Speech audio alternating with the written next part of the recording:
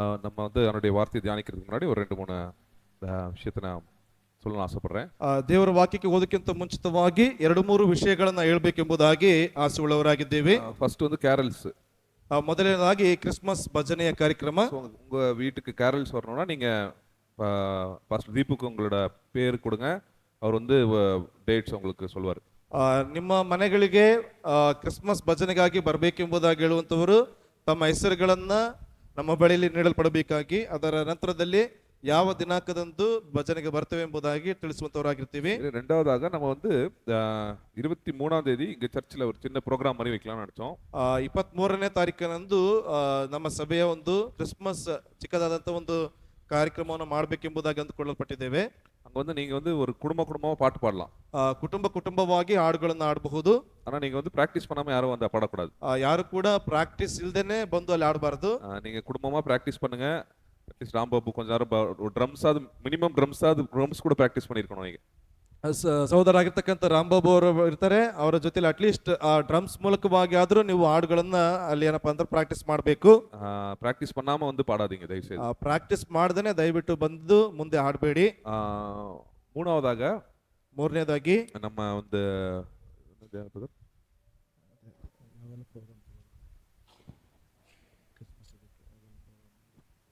ಮಾಡಬೇಕಾ ನಾವು ಮೆನ್ಸ್ ಪ್ರೋಗ್ರಾಮ್ಲ.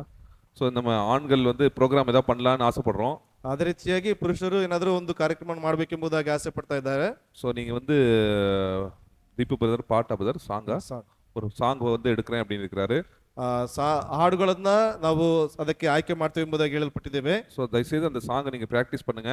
ಆ ಒಂದು ಹಾಡನ್ನ ನೀವೆಲ್ಲರೂ ಪ್ರಾಕ್ಟೀಸ್ ಮಾಡಿ. நம்ம வந்து நம்மளும் அந்த குரூப்பா அந்த பாட்டு பாடலாம்.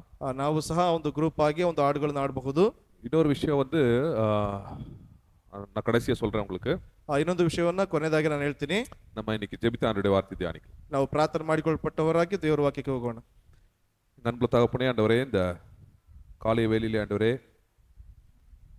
அந்த மத்தொண்டு மாதத்தை ஆண்டவரே நீர் பார்க்க கொடுத்த கிருபைகளுக்காக நன்றி ஆண்டவரே.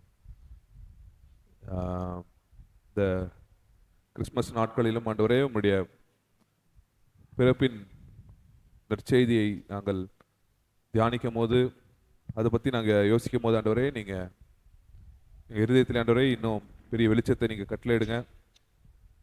எங்கள் வாழ்க்கையில் ஆண்டவரே நாங்கள் உங்களுக்கு முதலிடத்தை எல்லா விஷயத்தையும் கொடுக்கத்தக்கதாக கிருபை செய்யுங்க.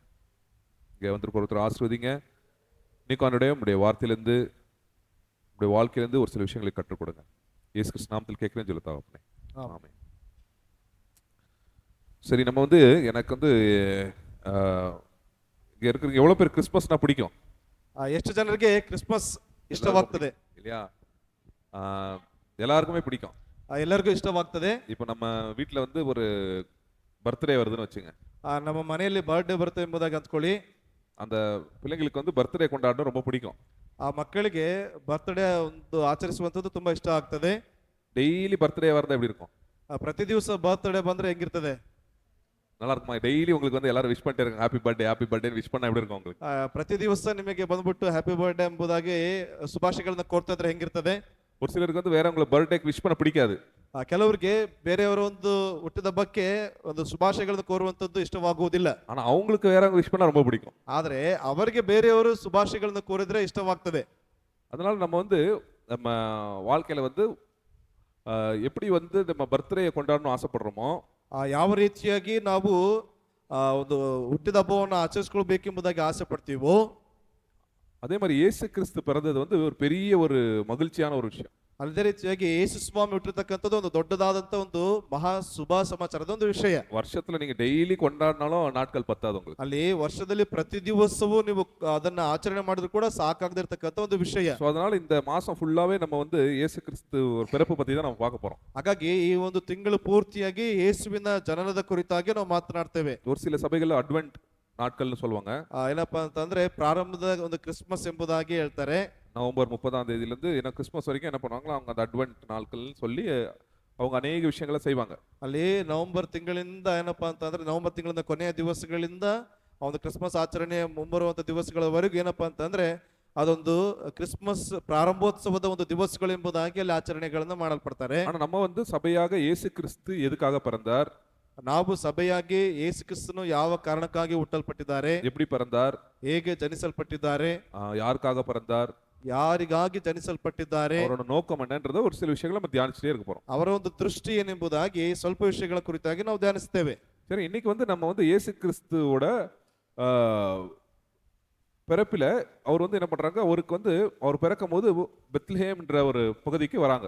ಅಲ್ಲಿ ಅಲ್ಲಿ ಒಂದು ದಿವಸ ಒಂದು ಭಾಗದಲ್ಲಿ ಗಮನಿಸೋದಾದ್ರೆ ಬೆತ್ಲೆಹೇಮ್ ಅಂತಕ್ಕಂಥ ಒಂದು ಪ್ರದೇಶಕ್ಕೆ ಅವರು ಬರ್ತಾ ಇದ್ದಾರೆ. அந்த பெத்லஹேம் வந்து தாவீது பிறந்த ஒரு ஊரு. ಅದು ದಾವಿದನು ಹುಟ್ಟಿರ್ತಕ್ಕಂಥ ಒಂದು ಊರಾಗಿದೆ. அந்த இயேசு கிறிஸ்து பிறந்த காலத்துல ஒரு 500ல இருந்து 1000 பேருக்குள்ள தான் இருந்திருப்பாங்க. ಅಲ್ಲಿ ಯೇಸು ಕ್ರಿಸ್ತನು ಹುಟ್ಟಿದಂತ ಸಮಯದಲ್ಲಿ ಸರಿಸುಮಾರು ಒಂದು 300 ರಿಂದ 500 ಜನಗಳ ಒಳಗಡೆ ಇರ್ತಕ್ಕಂಥ ಒಂದು ಸ್ಥಳ. ஸோ பெரிய ஒரு ஊர் கிடையாது அது. ಅದು ದೊಡ್ಡದಾದಂತ ಊರು ಸಹ ಅಲ್ಲ. ஆனா அந்த ஊர்ல வந்து யோசேப்பும் மரியாவும் என்ன பண்றாங்க, அந்த ஊருக்கு வராங்க. ಆ ಒಂದು ರೀತಿಯಾದಂತ ಊರಿಗೆ ಯೋಸೇಫನು ಮತ್ತು ಮರಿಯಳು ಬರ್ತಾ ಇದ್ದಾರೆ. எதுக்காக வராங்க? ಯಾವ ಕಾರಣಕ್ಕಾಗಿ ಬರ್ತಾ ಇದ್ದಾರೆ? சென்சஸ் கொடுக்கறதுக்காக. ಅಲ್ಲಿ ಕಾನೇಶ್ ಕುಮಾರಿ ಮಾಡಿಸಿಕೊಳ್ಳುವುದಕ್ಕಾಗಿ. சென்சஸ்னா தமிழ்ல என்ன சொல்லுவாங்க? குடியுரிமையா? அந்த அவங்களோட பேர்களை என்ன பண்ணணும், அந்த இடத்துல பதிவு செய்யணும் அவங்க. ಅವ್ರು ಏನ್ ಮಾಡ್ಬೇಕು ಅಂತಂದ್ರೆ ಕಾನೇಶ್ ಕುಮಾರಿ ಮಾಡಿಸ್ಕೊಳ್ಬೇಕು ಆ ಒಂದು ಭಾಗದಲ್ಲಿ ಬಂದ್ಬಿಟ್ಟು. அப்பதான் நிறைய என்ன பண்ண முடியும், அரசர் வரி விசாரிக்க முடியும் கரெக்டா. ಸೊ ಆಗ ಮಾತ್ರವೇ ರಾಜರು ಏನಪ್ಪಾ ಅಂತಂದ್ರೆ ಸರಿಯಾಗಿ ಆ ಒಂದು ಸುಂಕವನ್ನು ವಸೂಲಿ ಮಾಡೋದಕ್ಕೆ ಆಗ್ತದೆ. ஸோ யோசேப்பு வந்து தாவீதோட சந்ததியில சேரப்பட்டதுனால அவர் என்ன பண்றாரு, அவரோட ஊருக்கு வராரு. ಅಲ್ಲಿ ದಾವಿದನ ಒಂದು ವಂಶದಲ್ಲಿ ಹುಟ್ಟಿದಂತ ಕಾರಣದಿಂದಾಗಿ ಆ ಒಂದು ಊರಿಗೆ ಬರ್ತಾ ಇದ್ದಾನೆ. அப்போ நிறைய பேர் வந்திருப்பாங்க அந்த நேரத்துல. ಆಗ ಅನೇಕರು ಬಂದಿರ್ತಾರೆ ಆ ಒಂದು ಸ್ಥಳದಲ್ಲಿ. இப்போ நம்ம உங்க ஊர்ல எல்லாம் போனீங்கன்னா மெஞ்சனாபுரத்துல மஞ்சனாபுரத்துல இல்லைன்னா நம்ம அங்க நாசிரத்தெல்லாம் போனீங்கன்னா கோயில் பிரதிஷ்ಠೆ நாட்கள்ல போனீங்கன்னா இடமே இருக்காது அங்க. ಅಲ್ಲಿ ಜ್ಞಾನಪುರಂ ಆಗಿರ್ಬೋದು ಅಥವಾ ನಾಜರೇತ್ ಆ ಒಂದು ಪ್ರದೇಶಗಳಿಗೆ ನೀವು ಹೋದ್ರೆ ಆ ಒಂದು ಏನಪ್ಪಾ ಅಂತಂದ್ರೆ ಆರಾಧನೆ ಸಭೆಯ ಒಂದು ಪ್ರತಿಷ್ಠಾಪನೆ ಒಂದು ಆರಾಧನೆ ಸಮಯದಲ್ಲಿ ಜಾಗವೇ ಇರುವುದಿಲ್ಲ. எல்லாம் வெளியில இருக்கிறவங்க ஊருக்குள்ள வந்துடும், ஊரே நிறைய ஆட்கள் இருந்த மாதிரி இருக்கும். ಅಲ್ಲಿ ಹೊರಗಡೆದ ಅನೇಕ ಜನರು ಬಂದಿರ್ತಾರೆ. ಅದು ಒಂದು ಊರಿಗೆ ಏನಪ್ಪಾ ಅಂತಂದ್ರೆ ಕೊಂಡಾಟ ಮಾಡುವಂತ ಒಂದು ವಿಷಯವಾಗಿರ್ತದೆ. அதே மாதிரி இங்க யோசேப்பும் மரியாவும் போகும்போது அநேகர் வந்து வெளியில இருந்து அந்த ஊருக்கு வந்துட்டாங்க. ಅದೇ ರೀತಿಯಾಗಿ ಯೋಸೆಫನು ಮತ್ತು ಮರಿಯಳಲ್ಲಿ ಹೋಗುವಾಗ ಅನೇಕರು ಆ ಒಂದು ಊರಿಗೆ ಬರ್ತಾ ಇದ್ದಾರೆ. அப்போ அவங்களுக்கு வந்து அந்த இடத்துல தங்குறதுக்கு இடமே இல்லை. ಅಲ್ಲಿ ಅವರಿಗೆ ಉಳಿದುಕೊಳ್ಳುವುದಕ್ಕೆ ಸ್ಥಳವೇ ಇಲ್ಲ. அப்போ நீங்க பாத்தீங்கன்னா இந்த யூதர்களோட வீடு வந்து இப்படிதான் இருக்கும். ನೆಕ್ಸ್ಟ್ யூதர்களோட வீடு வந்து இப்படிதான் இருக்கும். ಅಲ್ಲಿ ಯಹೂದ್ಯರ ಒಂದು ಮನೆಗಳನ್ನ ಗಮನಿಸಿದ್ರೆ ಇದೇ ರೀತಿಯಾಗಿ ಇರ್ತದೆ. ಅದು இவங்க பாத்தீங்கன்னா இதுல உங்களுக்கு தெரியுதான்னு தெரியல, ஒரு என்ட்ரன்ஸ் பண்ணோடனே அந்த ரைட் சைடுல வந்து அவங்களோட ஆடு மாடெல்லாம் கட்டி போட்டுருவாங்க. ಅಲ್ಲಿ ನೀವು ಆ ಒಂದು ಮುಖ್ಯ ದ್ವಾರದ ಬಳಿಗೆ ಹೋದ್ರೆ ಪಕ್ಕದಲ್ಲಿ ಏನಿರ್ತದೆ ಅಂತ ಅಂದ್ರೆ ಆ ಒಂದು ದನ ಕುರಿಗಳನ್ನ ಏನಪ್ಪಾ ಅಂತಂದ್ರೆ ಕಟ್ಟುವಂತ ಒಂದು ಸ್ಥಳವಿರ್ತದೆ. ಅಲ್ಲಿ அந்த லெஃப்ட் சைடுல பாத்தீங்கன்னா சமையல் செய்வாங்க. ಸೊ ಇನ್ನೊಂದು ಬಲಭಾಗದಲ್ಲಿ ನೀವು ಗಮನಿಸಿದ್ರೆ ಏನಪ್ಪಾ ಅಂತಂದ್ರೆ ಅಡುಗೆಯನ್ನ ಮಾಡ್ತಾ ಇರ್ತಾರೆ. நேரா உள்ள போனீங்கன்னா அங்க ஒரு ரூம் இருக்கும் உங்களுக்கு. ನೇರವಾಗಿ ಹೋದ್ರೆ ಅಲ್ಲಿ ಒಂದು ಕೋಣೆ ಇರ್ತದೆ, அங்கதான் அவங்க தங்குவாங்க. ಅಲ್ಲಿ ಅವರು ಉಳಿದುಕೊಳ್ಳುವಂತ ಒಂದು ಸ್ಥಳ. அங்க பக்கத்துல ரைட் சைடுல பாத்தீங்கன்னா அங்க வந்து ஒரு கொட்டாய் இருக்கும், மாட்டு கொட்டாಯಿ, அப்படி ஆடு கொட்டாய். ಅಲ್ಲಿ ಇನ್ನೊಂದು ಭಾಗದಲ್ಲಿ ನೀವು ಹೋದ್ರೆ ಏನಪ್ಪಾ ಅಂತಂದ್ರೆ ಅಲ್ಲಿ ದನದ ಒಂದು ಕೊಟ್ಟಿಗೆ ಇರ್ತದೆ. ஸோ இங்க பாத்தீங்கன்னா இங்க உங்களுக்கு தெரியும் நல்லா, ಇಲ್ಲಿ ನೀವು ಹೋದ್ರೆ ಸರಿಯಾಗಿ ನಿಮಗೆ ಗಮನಿಸುವಂತದ್ದು ಕಾಣ್ತದೆ. இவங்க வந்து அந்த வீட்டோட ஆடு மாடெல்லாம் கட்டு போடுவாங்க. ಈ ಒಂದು ಭಾಗದಲ್ಲಿ ಆ ಒಂದು ಮನೆಯ ದನ ಕುರಿಗಳನ್ನೆಲ್ಲ ಅಲ್ಲಿ ಕಟ್ಟಿ ಹಾಕಿರ್ತಾರೆ. இங்க சமையல் செய்வாங்க. ಆ ಒಂದು ಭಾಗದಲ್ಲಿ ಅಡಿಗೆಯನ್ನ ಮಾಡ್ತಾರೆ. இங்க தங்கி இருப்பாங்க. ಅಲ್ಲಿ ಉಳಿದುಕೊಳ್ಳುವಂತ ಒಂದು ಸ್ಥಳ. இங்கேயும் ஒரு சின்ன ஒரு என்ன இருக்கு, மாட்டு கொட்டாய் இருக்கும். ಆ ಒಂದು ಭಾಗದಲ್ಲಿ ಸೇವಕ ತೋರಿಸುವಂತ ಒಂದು ಭಾಗದಲ್ಲಿ ಏನಪ್ಪಾ ಅಂದ್ರೆ ಚಿಕ್ಕದಾಗಿರ್ತಕ್ಕಂಥ ಒಂದು ಕೊಟ್ಟಿಗೆ. அப்படியே மேலே ஏறி போனா இங்க ஒரு அறை இருக்கும் உங்களுக்கு, மேலறைன்னு சொல்லுவாங்க. ಅಲ್ಲಿ ಮೇಲಂತಸ್ತಿನ ಕೋಣೆ ಎಂಬುದಾಗಿ ಹೇಳ್ತಾರೆ. அந்த மேலறையில தான் இயேசு கிறிஸ்து கடைசியா என்ன பண்ணுவாரு, அவர் ராபோஜனம் கொடுக்கும்போது அந்த இடத்துல தான் உட்கார்ந்திருப்பார். ಅಲ್ಲಿ ಯೇಸು ಕ್ರಿಸ್ತನು ತನ್ನ ಒಂದು ಜೀವಿತಾವಧಿಯ ಕೊನೆ ದಿವಸಗಳಲ್ಲಿ ಏನಪ್ಪಾ ಅಂತಂದ್ರೆ ಮೇಲಂತಸ್ತಿನ ಕೋಣೆಯಲ್ಲಿ ಏನಪ್ಪಾ ಅಂತಂದ್ರೆ ಕರ್ತನ ಭೋಜನದ ಒಂದು ಆರಾಧನೆ ಅಲ್ಲಿ ನಡೆಯಲ್ಪಡ್ತದೆ. ஸோ அந்த காலத்துல வந்து இயேசு கிறிஸ்து பிறக்கிற நேரத்துல வந்து இந்த மாதிரி தான் நிறைய வீடுகள் இருந்துச்சு. ಅಲ್ಲಿ ಯೇಸು ಕ್ರಿಸ್ತನು ಹುಟ್ಟುವಂತ ಸಮಯದಲ್ಲಿ ಈ ರೀತಿಯಾದಂತ ಒಂದು ಅನೇಕ ಸ್ಥಳಗಳು ಅಲ್ಲಿ ಇತ್ತು. ஆனா எதுலயுமே இடம் இல்ல. ಅಲ್ಲಿ ಎಲ್ಲಿಯೂ ಕೂಡ ಸ್ಥಳವಿಲ್ಲ. எல்லாத்துலயும் வந்து ஜனங்க உட்கார்ந்துட்டாங்க, மேல கீழே எல்லாம் உட்கார்ந்தாச்சு. ಅಲ್ಲಿ ಎಲ್ಲಾ ಭಾಗದಲ್ಲಿ ಜನರು ಬಂದು ಕೂತ್ಕೊಂಡಿದ್ದಾರೆ. ஸோ இயேசு கிறிஸ்துக்கு வந்து இடம் இல்லாதனால அந்த இடம் இல்லைன்னு சொல்லிட்டாங்க. அப்போ வந்து அந்த ஒரே ஒரு வீட்டுல வந்து இந்த இடத்த கொடுக்குறாரு அவர், இந்த மாடு கெட்டுற இடத்த தான் அவங்களுக்கு கொடுக்குறாரு இயேசு கிறிஸ்து. ಅಲ್ಲಿ ಸ್ಥಳವೇ ಇಲ್ಲ ಅಲ್ಲಿ. ಯಾಕೆಂತಂದ್ರೆ ಅನೇಕ ಜನರು ಬರಲ್ಪಟ್ಟಿರ್ತಕ್ಕಂಥ ಕಾರಣದಿಂದಾಗಿ ಯಾವುದೇ ಮನೆಯಲ್ಲಿ ಸ್ಥಳವಿಲ್ಲ. ಹಾಗಾಗಿ ಕೇವಲ ಒಂದು ಮನೆಯಲ್ಲಿ ಮಾತ್ರ ಅಲ್ಲಿ ಹೇಳುವಂತ ಆ ಒಂದು ಭಾಗದಲ್ಲಿ ಅವರಿಗೆ ಸ್ಥಳವನ್ನು ಕೊಡ್ತಾ ಇದ್ದಾರೆ. ஸோ அது வந்து கெஸ்ட் ரூம் அப்படின்னு சொல்லுவாங்க. கெஸ்ட் ரூம் அந்த டைம்ல வந்து இந்த மாதிரி கெஸ்ட் ஹவுஸ், இப்போ ஹோட்டல்ஸ் இருக்குல்ல, அந்த மாதிரி கெஸ்ட் ಹೌಸ್ன்னு சொல்லுவாங்க. ಆ ಒಂದು ದಿವಸಗಳೇನಪ್ಪ ಅಂತ ಒಂದು ರೀತಿಯಾದಂತ ಒಂದು ಅತಿಥಿಗಳ ಒಂದು ಕೊಠಡಿ ಎಂಬುದಾಗಿ. அந்த மேபி நிறைய பணக்காரர்கள் வந்து பணத்தை கொடுத்து ஆல்ரெடி மேலெல்லாம் எடுத்திருப்பாங்க. ಅನೇಕರು ಏನಪ್ಪಾ ಅಂತಂದ್ರೆ ಶ್ರೀಮಂತರು ಬಂದ್ಬಿಟ್ಟು ಮೇಲಂತಸ್ತಿನ ಒಂದು ಭಾಗದಲ್ಲಿ ಹಣವನ್ನು ಕೊಟ್ಟು ಅಲ್ಲಿ ಉಳಿದುಕೊಂಡಿರ್ತಾರೆ. இது சாதாரண ஒரு தச்சனா இருந்தார். யோசேப்பு வந்து தச்சனா இருந்தனால ஒரு ஒரு ஏழை மனிதனா இருந்தார். ಅಲ್ಲಿ ಸಾಧಾರಣವಾಗಿರ್ತಕ್ಕಂಥ ಒಂದು ಬಡಗಿ ಆಗಿದಂತ ಒಂದು ವ್ಯಕ್ತಿ ಆಗಿದ್ರು ಅವರು. ஸோ அநேக பணம் கொடுக்க முடியாதனால அவருக்கு அந்த இடம் தான் கிடைச்சிருக்கும் அவருக்கு. ಅಲ್ಲಿ ಅನೇಕ ರೀತಿಯಾದಂತ ಒಂದು ಆರ್ಥಿಕವಾದಂತ ಸಹಾಯ ಇಲ್ಲದಂತ ಕಾರಣದಿಂದಾಗಿ ಆ ಒಂದು ಸ್ಥಳವನ್ನು ಅವರಿಗೆ ಕೊಟ್ಟಿದ್ದಾರೆ. ஆனா நீங்க பாத்தீங்கன்னா நான் போன வாரம் வந்து 4ஆம் தேதி வந்து புட்டின் ரஷ்யால இருந்து என்ன பண்ணாரு, அவர் வந்தார் ಅಲ್ಲಿ ಕಳೆದ ವಾರದಲ್ಲಿ ನೀವು ಗಮನಿಸಿದ್ರೆ ರಷ್ಯಾದಿಂದ ಪುಟಿನ್ ಅವರು ಭಾರತಕ್ಕೆ ಬರಲ್ಪಟ್ಟಿದ್ದಾರೆ. அவர் வரும்போது ಅವರು ಬರಲ್ಪಡುವಾಗ ஐடிசி மௌரியா டெல்லியில வந்து ஒரு பெரிய ஒரு 7 ஸ்டார் ಹೋಟೆಲ್ ತಗೊಂಡಾರು. ಅಲ್ಲಿ ಏಟಿಸ್ ಮೋರಿಯಾ ಅಂತಕ್ಕಂತ ಒಂದು 7 ಸ್ಟಾರ್ ಹೋಟೆಲ್ ನಲ್ಲಿ ಅವರು ಉಳಿದುಕೊಳ್ಳಲ್ಪಟ್ಟಿದ್ದಾರೆ. அவருக்கு பாருங்க எவ்வளவு அது டாய்லெட் எவ்வளவு பெருசா இருக்குது, அவர் டைனிங் டேபிள் அவரோட இதை சும்மா பார்த்துட்டு இருந்தேன். அவங்களுக்கு எப்படி வந்து ஒரு வரவேற்பு பாருங்க. ಅಲ್ಲಿ ನೋಡ್ತೀವಿ ಆ ಒಂದು ರಾಜ ಅಥವಾ ಆ ಒಂದು ಬೇರೆ ದೇಶದ ಒಬ್ಬ ಮುಖ್ಯ ವ್ಯಕ್ತಿ ಬರುವಂತ ಸಮಯದಲ್ಲಿ ಯಾವ ರೀತಿಯಾಗಿ ಅವರಿಗೆ ಸಿದ್ಧತೆಗಳನ್ನು ಮಾಡಲ್ಪಟ್ಟಿದ್ದಾರೆ. ஒரு நாளைக்கு வந்து அந்த ஹோட்டல்ல வந்து 8 லட்சம் இருந்து 10 ಲಕ್ಷ ரூபாய். ಒಂದು ದಿವಸಕ್ಕೆ ಆ ಒಂದು ಹೋಟೆಲ್ನ ಒಂದು ಬೆಲೆ 8 ರಿಂದ 10 ಲಕ್ಷ ರೂಪಾಯಿ. 4600 ಸ್ಕ್ವೇರ್ ಫೀಟ್ ஒரு ரூம். ಆ ಒಂದು ಕೋಣೆ 4500 ಸ್ಕ್ವೇರ್ ಫೀಟ್ ಅಷ್ಟು ಅಗಲ. அப்போ அந்த உலக ஒரு யார் சொல்றீங்க, ஒரு பிரசிடென்ட் வரும்போது அவருக்கு இவ்வளவு பெரிய வரவேற்புனா, உலகத்தையே படைச்ச அண்ட சராசரித்தை படைத்த ஆண்டவருக்கு வர்றதுக்கு என்ன இல்லை, இந்த உலகத்தை வர்றதுக்கு ஒரு வீடு இல்லை. ಅಲ್ಲಿ ಲೋಕ ಇರತಕ್ಕಂತ ಯಾವುದೋ ಒಬ್ಬ ಮುಖ್ಯ ಅಧಿಕಾರಿಗಳನ್ನ ಬರಮಾಡಿಕೊಳ್ಳೋದಕ್ಕಾಗಿ ಈ ರೀತಿಯಾದಂತ ಒಂದು ಸ್ವಾಗತವನ್ನು ಮಾಡ್ತಾ ಇದ್ದಾರೆ ಎಂಬುದಾಗಿ ಹೇಳುವಾಗ ಲೋಕವನ್ನೇ ಉಂಟು ಮಾಡಿದಂತ ದೇವರಿಗೆ ಅಲ್ಲಿ ಸ್ಥಳವೇ ಇಲ್ಲ. இயேசு கிறிஸ்துக்கு எதுக்கு அந்த மாதிரி ஆச்சு? ಯಾಕೆ ಯೇಸು ಕ್ರಿಸ್ತನಿಗೆ ಆ ರೀತಿಯಾಗಿ ಆಯ್ತು? இதோட பெருசா கொடுத்துருக்கணும் தான் இயேசு கிறிஸ்து பிறப்புக்கு. ಅಲ್ಲಿ ಯೇಸು ಕ್ರಿಸ್ತನ ಒಂದು ಹುಟ್ಟುವಿಕೆಗೆ ಇದಕ್ಕಿಂತಲೂ ದೊಡ್ಡದಂತ ಸ್ಥಳವನ್ನು ಕೊಟ್ಟಿರ್ಬೇಕಾಗಿತ್ತು. பிதா வந்து என்ன பண்ணிருக்கலாம், கொஞ்சம் அரேஞ்ச்மெண்ட் பண்ணிருக்கலாம். ಅಲ್ಲಿ ತಂದೆ ಆಗಿರ್ತಕ್ಕಂಥವ್ರು ಸ್ವಲ್ಪ ಏನಾದ್ರೂ ಒಂದು ಯೋಜನೆಗಳನ್ನ ಮಾಡಿರಬಹುದಾಗಿತ್ತು. எதுக்காக அப்படி நடந்துச்சு? ಯಾವ ಕಾರಣಕ್ಕಾಗಿ ಇದು ನಡೆಯಲ್ಪಟ್ಟಿದೆ? உலகத்தையே படைத்தவர் எதுக்கு வந்து மாட்டு கொட்டாயில பிறந்தார்? ಅಲ್ಲಿ ಲೋಕವನ್ನೇ ಉಂಟು ಮಾಡಿರ್ತಕ್ಕಂಥ ದೇವರು ಯಾಕೆ ದನದ ಕೊಟ್ಟಿಗೆಯಲ್ಲಿ ಜನಿಸಲ್ಪಟ್ಟಿದ್ದಾರೆ? நீங்க பாத்தீங்கன்னா எவ்வளவு ஏழையா இருந்தா கூட கவர்மெண்ட் ஹாஸ்பிட்டல்ல தான் பிள்ளைங்க பிறக்குது. ஏழைகள் எவ்வளவு ஏழைகளா இருந்தா கூட நம்ம நாட்டுல வந்து பிறக்கும் போது குழந்தைகள் கவர்மெண்ட் ஹாஸ்பிட்டல் தான் பிறக்குது. ಅಲ್ಲಿ ಎಷ್ಟೇ ಬಡವರಾಗಿದ್ರು ಕೂಡ ಹುಟ್ಟುವಂತ ಸಮಯದಲ್ಲಿ ಗೌರ್ಮೆಂಟ್ ಆಸ್ಪತ್ರೆಯಲ್ಲಿ ಅವರು ಏನಪ್ಪಾ ಅಂತಂದ್ರೆ ಹುಟ್ಟುವಂತದ್ದನ್ನ ನಾವು ಗಮನಿಸ್ತೇವೆ. ஆனா இங்க இயேசு கிறிஸ்து என்ன பண்ணாரு, அந்த மாட்டு கொட்டாயில பிறந்தார். ಆದ್ರೆ ಯೇಸು ಕ್ರಿಸ್ತನನ್ನ ಇಲ್ಲಿ ಗಮನಿಸಿದ್ರೆ ಒಂದು ದನದ ಕೊಟ್ಟಿಗೆಯಲ್ಲಿ ಆತನು ಜನ್ಮಿಸ್ತಾ ಇದ್ದಾನೆ. எதுக்காக அப்படி பிறந்தார்? ಯಾವ ಕಾರಣಕ್ಕಾಗಿ? நீங்க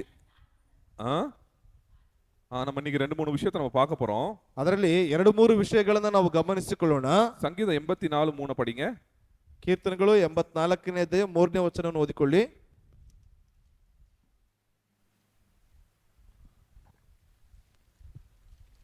கீர்த்தனைகளோ 84 உம்முடைய வீட்டில் வாசமாய் இருக்கிறவர்கள் பாக்கியவான்கள், அவர்கள் எப்பொழுதும் உம்மை துதித்துக் கொண்டிருப்பார்கள். 3வது வசனம். 84:3 வசனம். என் ராஜாவும் என் தேவனும் ஆகிய சேனைகளின் கர்த்தாவே, உம்முடைய பீடங்கள் அண்டையில் அடைக்கலான் குருவிக்கு வீடும் தகைவிலான் குருவிக்கு தன் குஞ்சுகளை வைக்கும் கூடும் கிடைத்ததே. ஆண்டவர் வந்து ஒரு சில பறவைகளுக்கும் ಕುರಿವಿகளுக்கும் என்ன பண்றாரு, வீடு கொடுக்கறாரு. இங்க இயேசு கிறிஸ்துக்கே வீடு ಇಲ್ಲ. ಅಲ್ಲಿ ದೇವರು ಬಂದ್ಬಿಟ್ಟು ಗುಬ್ಬಿಗೆ ಮತ್ತು ಪಾರಿವಾಳಕ್ಕೆ ಮನೆಯನ್ನು ಕೊಡ್ತಾ ಇದ್ದಾರೆ, ಆದ್ರೆ ಯೇಸು ಕ್ರಿಸ್ತನಿಗೆ ಮನೆ ಇಲ್ಲ. எதுக்காக நீங்க யோசிங்க கொஞ்ச நேரம். ಯಾವ ಕಾರಣಕ್ಕಾಗಿ ಎಂಬುದಾಗಿ ಸ್ವಲ್ಪ ಯೋಚಿಸ್ರಿ. லூக்கா 2:7 அவ அந்த படிங்க அந்த வசனத்தை. லூக்கா 2:7 அவள் தன் முதற் பேரான குமாரனை பெற்று சத்திரத்திலே அவர்களுக்கு இடம் இல்லாதிருந்தபடியினால் பிள்ளை துணிகளில் சுற்றி முன்னணையிலே கிடத்தினாள். இதான் சத்திரம். அந்த சத்திரத்துல என்ன இல்ல, இடமே இல்ல. ಅಲ್ಲಿ ಛತ್ರದಲ್ಲಿ ಸ್ಥಳವೇ ಇಲ್ಲದಂತ ಕಾರಣದಿಂದಾಗಿ என்ன பண்ணாங்க, எந்த இடத்தை கொடுத்திருந்தாங்க, ಯಾವ ಸ್ಥಳವನ್ನು ಕೊಟ್ಟಿದ್ದಾರೆ ಅವರಿಗೆ? அந்த மாடு ಉಡ್ರ இடத்தை அவங்க கொடுத்திருந்தாங்க. ಅಲ್ಲಿ ದನ ಕುರಿಗಳು ಮಲಿಕೊಳ್ತಕ್ಕಂತ ಗೋದಲಿಯನ್ನು ಅವರಿಗೆ ಕೊಡಲ್ಪಟ್ಟಿದ್ದಾರೆ. சோ இன்னைக்கு வந்து நம்ம ஒரு 3 விஷயம் பார்க்க போறோம். ಇವತ್ತಿಗೆ 3 ವಿಷಯಗಳನ್ನು ನಾವು ಗಮನಿಸ್ತೇವೆ. எதுக்காக, ಯಾವ ಕಾರಣಕ್ಕಾಗಿ? ஃபர்ஸ்ட் நீங்க பாத்தீங்கன்னா, ಮೊದಲನೇದಾಗಿ ನೀವು ಗಮನಿಸಿದ್ರೆ ஆண்டவர் வந்து எல்லா விஷயத்தையும் கட்டுப்பாடுக்குள்ள வைத்திருப்பார். ದೇವರು ಎಲ್ಲಾ ವಿಷಯಗಳಲ್ಲಿ ಒಂದು ರೀತಿಯಾದಂತ ಕ್ರಮಬದ್ಧತೆಯಲ್ಲಿ ಅವರು ಇಟ್ಟಿರಲ್ಪಟ್ಟಿರ್ತಾರೆ. ஏன்னா நீங்க வெளிப்படுத்துற விசேஷம் பாத்தீங்கன்னா ಆ ಪ್ರಕಟಣೆಯ ಪುಸ್ತಕದಲ್ಲಿ ನೀವು ಗಮನಿಸಿದ್ರೆ கடைசியில உலகம் எப்படி முடிய போகுதுன்றது பத்தி எழுதப்பட்டிருக்கு. ಅಲ್ಲಿ ಲೋಕವು ಯಾವ ರೀತಿಯಾಗಿ ಸಮಾಪ್ತಿಗೆ ಬರುವಂತ ರೀತಿಯಲ್ಲಿ ಇರ್ತದೆ ಎಂಬುದಾಗಿ, எப்படி நியாய தீர்ப்பு நாள் இருக்க போகுது, ಯಾವ ರೀತಿಯಾಗಿ ನ್ಯಾಯ ವಿಚಾರಣೆಯ ದಿವಸ ಬರ್ತದೆ, எப்படி பரலோகம் வரப்போகுது, ಯಾವ ರೀತಿಯಾಗಿ ಪರಲೋಕ ಬರುವುದಕ್ಕಿದೆ, எப்படி ஆண்டவர் பிசாசு 1000 வருஷம் கட்ட போறாரு, ಯಾವ ರೀತಿಯಾಗಿ ಸೈತಾನನ 1000 ವರ್ಷಗಳವರೆಗೆ ಅಲ್ಲಿ ಕಟ್ಟು ಹಾಕುವುದಕ್ಕಿದ್ದಾರೆ, எப்படி அவரோட ஆண்டவருடைய ஒரு ஆட்சியை வந்து ஆண்டவர் வந்து பூமியை அமைக்க போறாரு, ಯಾವ ರೀತಿಯಾಗಿ ದೇವರ ಆತನ ಒಂದು ರಾಜ್ಯವನ್ನ ಈ ಒಂದು ಭೂಮಿಯ ಮೇಲೆ ಆತನು ಸ್ಥಾಪಿಸುವಂತವನಾಗಿರ್ತಾನೆ, எல்லாமே டீடைலா இருக்குங்க. ಎಲ್ಲವೂ ಕೂಡ ಬಹಳ ವಿವರಾತ್ಮಕವಾಗಿ ಅಲ್ಲಿ ಇರಲ್ಪಟ್ಟಿದೆ. அப்படி ஆண்டவர் கண்ட்ரோல்ல இல்லைன்னா அப்படி அது எழுத முடியுமா, எழுத முடியாதா? ಒಂದು ವೇಳೆ ದೇವರ ಅಧೀನತೆಯಲ್ಲಿ ಆಳ್ವಿಕೆ ಕೆಳಗಡೆ ಇರುವಂತ ಸಮಯದಲ್ಲಿ ಆ ರೀತಿಯಾಗಿ ಬರೋದಕ್ಕೆ ಆಗ್ತದಾ ಇಲ್ವಾ? பண்ண முடியுமா? ಆಗುತ್ತಾ? பண்ண முடியாது. ஆண்டவர் ஆல்ரெடி பிளான் பண்ணிட்டாரு என்ன ஆக போகுதுன்னு. ಅಲ್ಲಿ ದೇವರು ಮೊದಲೇ ಬರೆಯಲ್ಪಟ್ಟಿದ್ದಾರೆ ಏನಾಗುವುದಕ್ಕೆ ಇದೆ ಎಂಬಂತ ಒಂದು ಯೋಚನೆ. ஏன்னா ஆண்டவர் வந்து ஆளுகை செய்கிறவர், ಯಾಕಂದ್ರೆ ದೇವರು ಆಳ್ವಿಕೆ ಮಾಡುವಂತವನು, வல்லமை படைத்தவர், வல்லமை ಬಲಶಾಲಿಯಾಗಿರ್ತಕ್ಕಂಥ ದೇವರು, எல்லா அதிகாரத்தையும் படைத்தவர். ಎಲ್ಲ ಅಧಿಕಾರವನ್ನ ಹೊಂದಿರುವಂತ ಆತನು. அப்போ அவ்வளோ அதிகாரத்தை படைத்த ஆண்டவர் எதுக்கு இயேசு கிறிஸ்துக்கு தங்குறதுக்கு இடம் இல்லை? ಅಲ್ಲಿ ಅಷ್ಟು ಅಧಿಕಾರವನ್ನ ಹೊಂದಿಕೊಂಡಿರ್ತಕ್ಕಂಥ ದೇವರಿಗೆ ಯಾಕೆ ಅಲ್ಲಿ ಮಲಿಕೊಳ್ಳುವುದಕ್ಕೆ ಸ್ಥಳಾವಕಾಶ ಇಲ್ಲ? நம்ம மீகா 5 அதிகாரம் 2 வசனத்துல நீங்க படிச்சீங்கன்னா, ಮೀಕ 5ನೇ ಅಧ್ಯಾಯದ 2ನೇ ವಚನವನ್ನು ನೀವು ಗಮನಿಸಿದ್ರೆ, இது வந்து மீகா தீர்க்கதரிசி எழுதும் ஒரு தீர்க்க தரிசனமா இருக்கு. ಇದು ಮೀಕನು ಬರೆದಿರ್ತಕ್ಕಂಥ ಒಂದು ಪ್ರವಾದನೆಯ ಒಂದು ಪುಸ್ತಕವಾಗಿದೆ. படிங்க அந்த 2 வசனத்தை. எப்பாபிராத்தா எனப்பட்ட பெத்லகேமே, நீ யூதேயாவிலுள்ள ஆயிரங்களுக்குள்ளே சிறியதாயிருந்தும் இஸ்ரவேலை ஆளப்போகிறவர் உன்னிடத்திலிருந்து புறப்பட்டு என்னிடத்தில் வருவார். அவருடைய புறப்படுதல் அனாதி நாட்களாகிய பூர்வத்தில் உடையது. ஸோ இங்க பாத்தீங்கன்னா அங்க பிறக்க போற குழந்தை பாத்தீங்கன்னா அனாதி நாட்கள் என்னது? அனாதி நாட்களாகிய பூர்வத்தினுடையது. பூர்வத்தினுடையது. அப்புறம் இவர் வந்து இந்த பிறக்க போறவர் வந்து சாதாரண குழந்தை இல்ல. அவருக்கு வந்து எப்படி இருந்துச்சு? அவர் பூர்வத்தை திருப்பினீங்கன்னா என்ன ஆயிட்டு இருக்கு?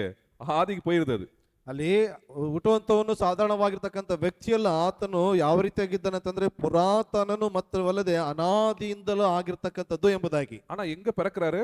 ಆದ್ರೆ ಎಲ್ಲಿ ಹುಟ್ಟುತ್ತಾ ಇದ್ದಾರೆ? பெத்லெஹேம் என்ற ஒரு சின்ன ஒரு ஊர்ல பிறக்க போறாரு. ಆದ್ರೆ ಬೆತ್ಲೆಹೇಮ್ ಎಂಬತಕ್ಕಂಥ ಒಂದು ಚಿಕ್ಕದಾದಂತ ಊರಿನಲ್ಲಿ, அது யூதா கோத்திரத்திலே ஒரு சின்ன ஒரு யூதா கோத்திரத்துல சின்ன ஒரு அதுல ஒரு ಗೋತ್ರದಲ್ಲೇ ಚಿಕ್ಕದಾಗಿರ್ತಕ್ಕಂಥ ಒಂದು ಸ್ಥಳ ಅದು. ஆனா அங்க இருந்து இயேசு கிறிஸ்தன் பிறக்க போறாருன்னு ஒரு தீர்க்க தரிசனம் எழுதப்பட்டிருக்கு. ಆ ಒಂದು ಸ್ಥಳದಲ್ಲಿ ಅವರು ಹುಟ್ಟುವುದಕ್ಕಿದ್ದಾರೆ ಎಂಬುದಾಗಿ ಅಲ್ಲಿ ಪ್ರವಾದನೆ ಬರಿತಾ ಇದೆ.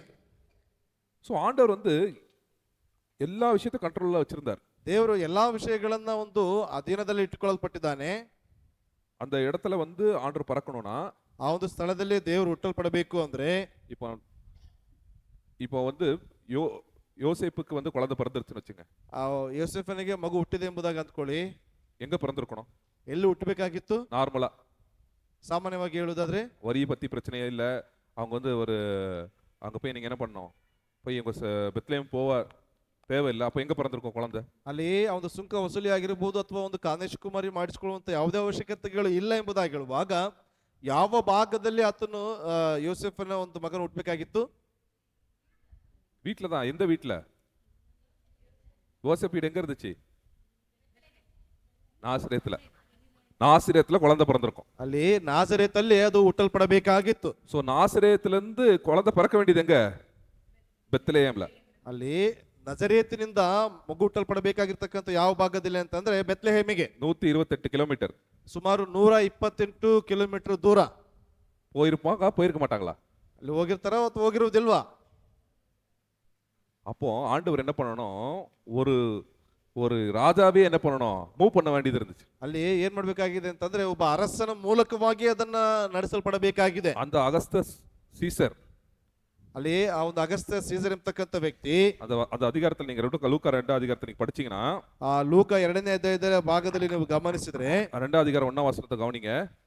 ಆ 1ನೇ ಅಧ್ಯಾಯದ 2ನೇ ವಚನವನ್ನು ಗಮನಿಸಿ. 2 அதிகாரம் 2ನೇ ಅಧ್ಯಾಯ 1ನೇ ವಚನವನ್ನು ಗಮನಿಸಿರಿ.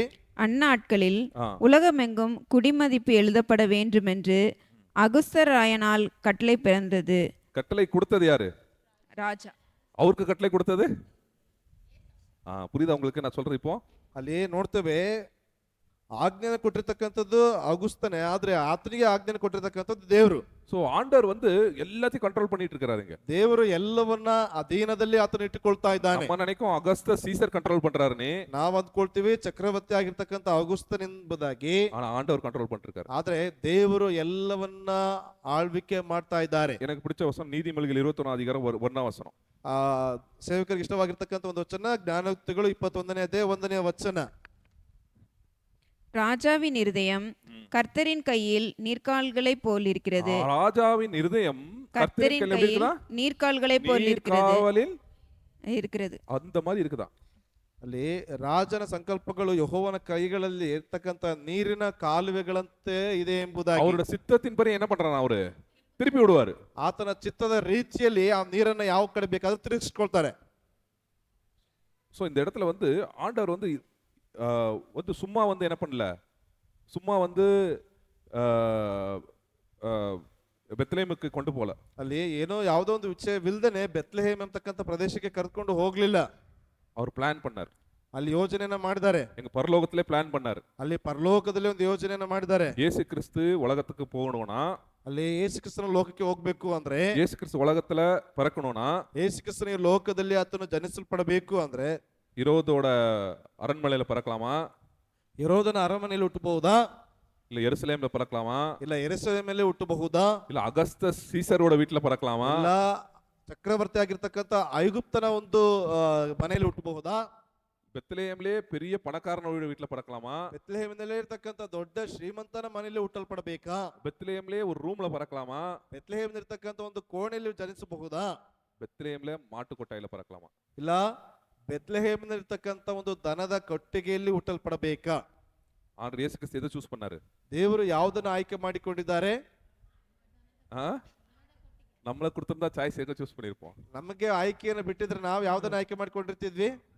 அகஸ்த சீசரோட ரோம்ல வந்து இத்தாலியில என்ன பண்ணிருக்கலாம், பிறந்திருக்கணும்னு ஆசைப்பட்டிருப்போம். ಅಲ್ಲಿ ರೋಮ್ ಚಕ್ರಾಧಿಪತಿ ಆಗಿರ್ತಕ್ಕಂಥ ಇಟಲಿಯ ಭಾಗದಿರ್ತಕ್ಕಂಥ ಐಗುಪ್ತನ ಒಂದು ಮನೆಯನ್ನ ಆಯ್ಕೆ ಮಾಡಿಕೊಳ್ತಾ ಇದ್ವಿ. ஆனா ஆண்டவர் இயேசு கிறிஸ்து வந்து தாழ்மையானவர். ಆದ್ರೆ ಯೇಸು ಕ್ರಿಸ್ತನು ಬಹಳ ತಾಳ್ಮೆಯುಳ್ಳಂತ ಒಬ್ಬ ವ್ಯಕ್ತಿ. அவர் வந்த நோக்கம் என்னன்னா, உலகத்துக்கு ಅವರು ಲೋಕಕ್ಕೆ ಬಂದಂತ ಒಂದು ಆಲೋಚನೆ ಏನಂದ್ರೆ, he came to seek and save that which was lost. அப்படின்னா அவர் எதை தேடி வந்தாருன்னா, தொலைந்தவர்களையும் அப்புறம் பாவிகளையும் தொலைந்து போறவர்களையும் என்ன பண்ண அவங்களை தேடி ரட்சிக்கிறதுக்காக வந்தார் ஆண்டவர். ಅಲ್ಲಿ ಮನುಷ್ಯ ಕುಮಾರನು ಈ ಲೋಕಕ್ಕೆ ಬಂದು ಇರತಕ್ಕಂಥದ್ದು ಕೆಟ್ಟು ಹೋಗಿರುವವರನ್ನ ಹುಡುಕಿ ರಕ್ಷಿಸುವುದಕ್ಕಾಗಿ ಈ ಲೋಕಕ್ಕೆ ಬರಲ್ಪಟ್ಟಿದ್ದಾರೆ. இந்த இடத்துல நீங்க பாத்தீங்கன்னா அகஸ்த சீசரை ஆண்டவர் வந்து ஒரு கருவியா யூஸ் பண்றாரு. ಇಲ್ಲಿ ಚಕ್ರವರ್ತಿ ಆಗಿರ್ತಕ್ಕಂಥ ಐಗುಪ್ತನನ್ನ ದೇವರು ಏನ್ ಮಾಡ್ತಾ ಇದಾರೆ ಅಂತ ಅಂದ್ರೆ ಒಂದು ರೀತಿಯಾಗಿ ಉಪಯೋಗ ಮಾಡ್ಕೊಳ್ತಾ ಇದ್ದಾನೆ.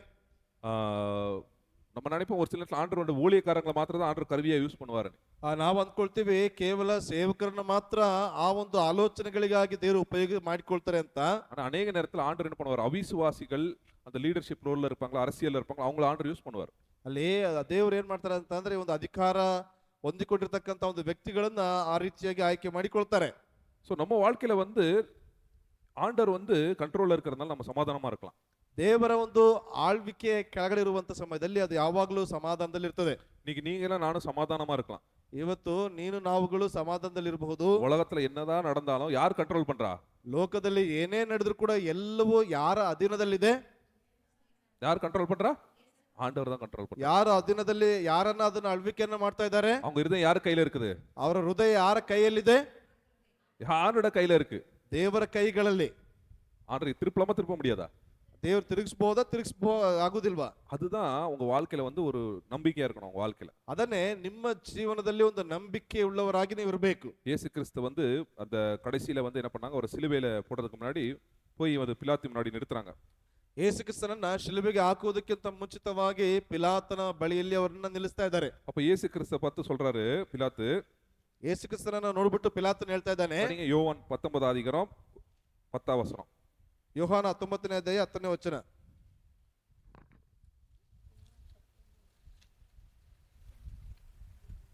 அப்பொழுது பிலாத்து, நீர் என்னோட பேசுகிறதில்லையா? உன்னை சிலுவையில் அறைய எனக்கு அதிகாரம் உண்டென்றும் உன்னை விடுதலை பண்ண எனக்கு அதிகாரம் உண்டென்றும் உனக்கு தெரியாதா என்றான். இயேசு கிறிஸ்துவா சொல்றாரு, உங்களை சிலுவையில போடுறதுக்கும் எனக்கு அதிகாரம் இருக்குது, உன்னை விடுறதுக்கும் எனக்கு அதிகாரம் இருக்குன்னு உனக்கு தெரியாதா அப்படின்னு கேட்கிறாரு. ಅಲ್ಲಿ ಆತನು ಯೇಸು ಸ್ವಾಮಿಯನ್ನು ನೋಡಿ ಹೇಳ್ತಾ ಇದ್ದಾನೆ, ನಿನ್ನನ್ನು ಬಿಡಿಸುವಂತ ಅಧಿಕಾರವೂ ನನಗಿದೆ, ಮಾತ್ರ ಅಲ್ಲದೆ ಶಿಲುಬೆಗೆ ಹಾಕುವಂತ ಅಧಿಕಾರವೂ ಕೂಡ ನನಗಿದೆ ಎಂಬುದಾಗಿ ಹೇಳ್ತಾ ಇದ್ದಾನೆ. அப்ப இயேசு கிறிஸ்து ஆமா ஐயா என்னை விடுதலை பண்ண கால் விழுந்துட்டாரா? ಹೌದಪ್ಪ, ನೀನು ನನ್ನನ್ನು ಬಿಡುಗಡೆ ಮಾಡಿ ಎಂಬುದಾಗಿ ಕಾಲಿಗೆ ಬಿದ್ರ. என்ன சொன்னாரு? ಏನ್ ಹೇಳಿದ್ರು? படிங்க.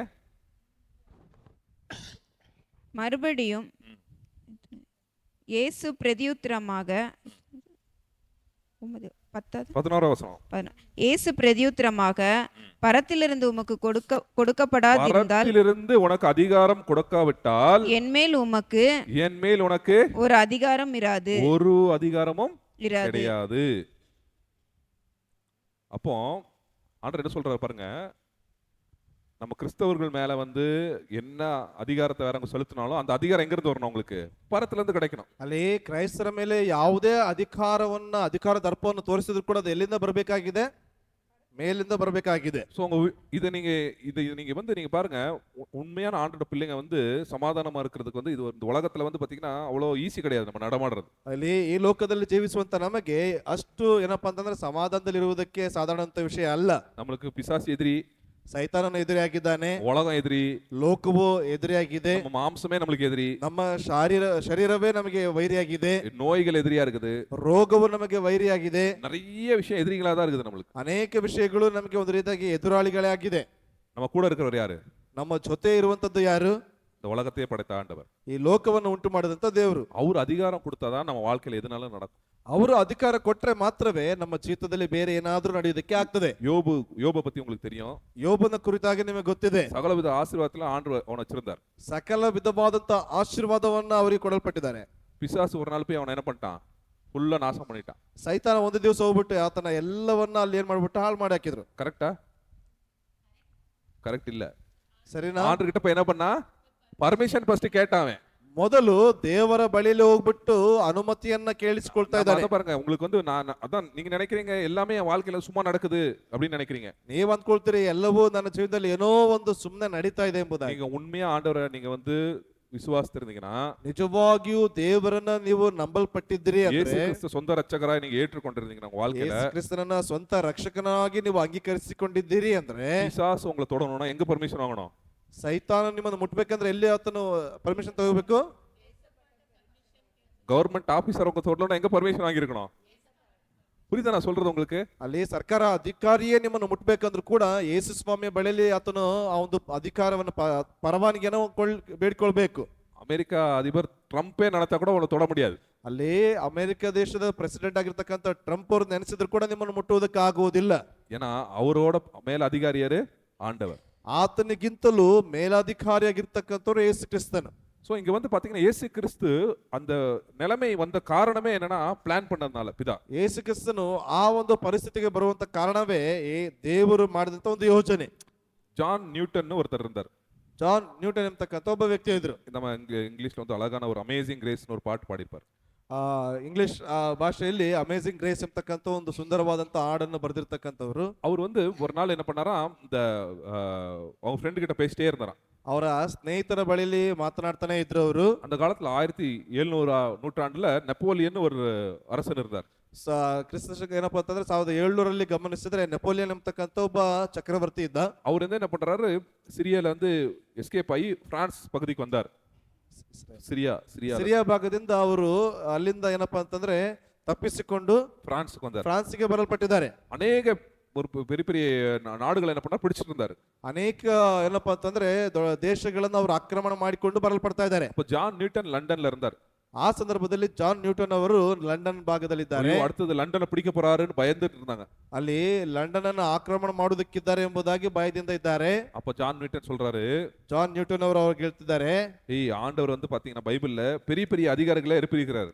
ಅಲ್ಲಿ ದೇವರು ದೊಡ್ಡ ದೊಡ್ಡ ಅಧಿಕಾರಿಗಳನ್ನ ಎದುರಿಸಿ ನಿಲ್ತಾ ಇದ್ದಾರೆ. ಅಲ್ಲಿ ಸತ್ಯವೇದದಲ್ಲಿ ಮೋಸೆ ಎಲಿಯಾ ಎಲ್ಲ ಆಂಡ್ರೋಡ ஊழியக்காரர்கள். ಅಲ್ಲಿ ಮೋಶೆ ಎಲಿಯಾ ಆಗಿರ್ತಕ್ಕಂಥವರೆಲ್ಲಪ್ಪ ಅಂತಂದ್ರೆ ದೇವರ ಸೇವಕರಾಗಿರ್ತಕ್ಕಂಥ. அதே மாதிரி ஆண்டவர் வந்து நேபுகாத்நேசார், சனாய்ட்ரிப், அந்த அசரியா ರಾಜாக்கள், இந்த மாதிரி ஆண்டவர் அந்த மாதிரி ராஜாக்களும் எழுப்பியிருக்கிறாரு. ಅದೇ ರೀತಿಯಾಗಿ ನೆಬೂಕದ್ನೆಚ್ಚರ್ ಆಗಿರ್ಬೋದು ಅಥವಾ ಸನತ್ರಿಯನ್ ಆಗಿರ್ತಕ್ಕಂಥವರನ್ನು ಕೂಡ ಏನಪ್ಪಾ ಅಂತಂದ್ರೆ ಆ ರೀತಿಯಾದಂತ ಅರಸರುಗಳನ್ನು ಕೂಡ ದೇವರು ಎಬ್ಬಿಸಲ್ಪಟ್ಟಿದ್ದಾರೆ. அவங்க வேலையை முடிஞ்ச உடனே அவங்களை படுக்க போட்டுறாரு ஆண்டவர். ಅವರ ಕೆಲಸ ಮುಗಿದ ನಂತರದಲ್ಲಿ ಅವರನ್ನು ಮಲಗಿಸಿ ಬಿಡ್ತಾ ಇದ್ದಾರೆ. ஆண்டவர் வந்து நீதிமான்களை நீதிமானானாலும் சரி இல்லைனா துன்மார்க்கனாலும் சரி ஆண்டவர் வந்து அவங்களையும் யூஸ் பண்றாரு ஆண்டவர். ಅಲ್ಲಿ ದೇವರು ನೀತಿವಂತರಾಗಿದ್ರು ಸರಿ ಅನೀತಿವಂತರಾಗಿದ್ರು ಕೂಡ ದೇವರು ಅವರನ್ನು ಉಪಯೋಗಿಸಲ್ಪಡ್ತಾರೆ. ஸோ இந்த காலத்துல நப்போலியன் அனுப்பியிருக்கிறார் ஆண்டவர்.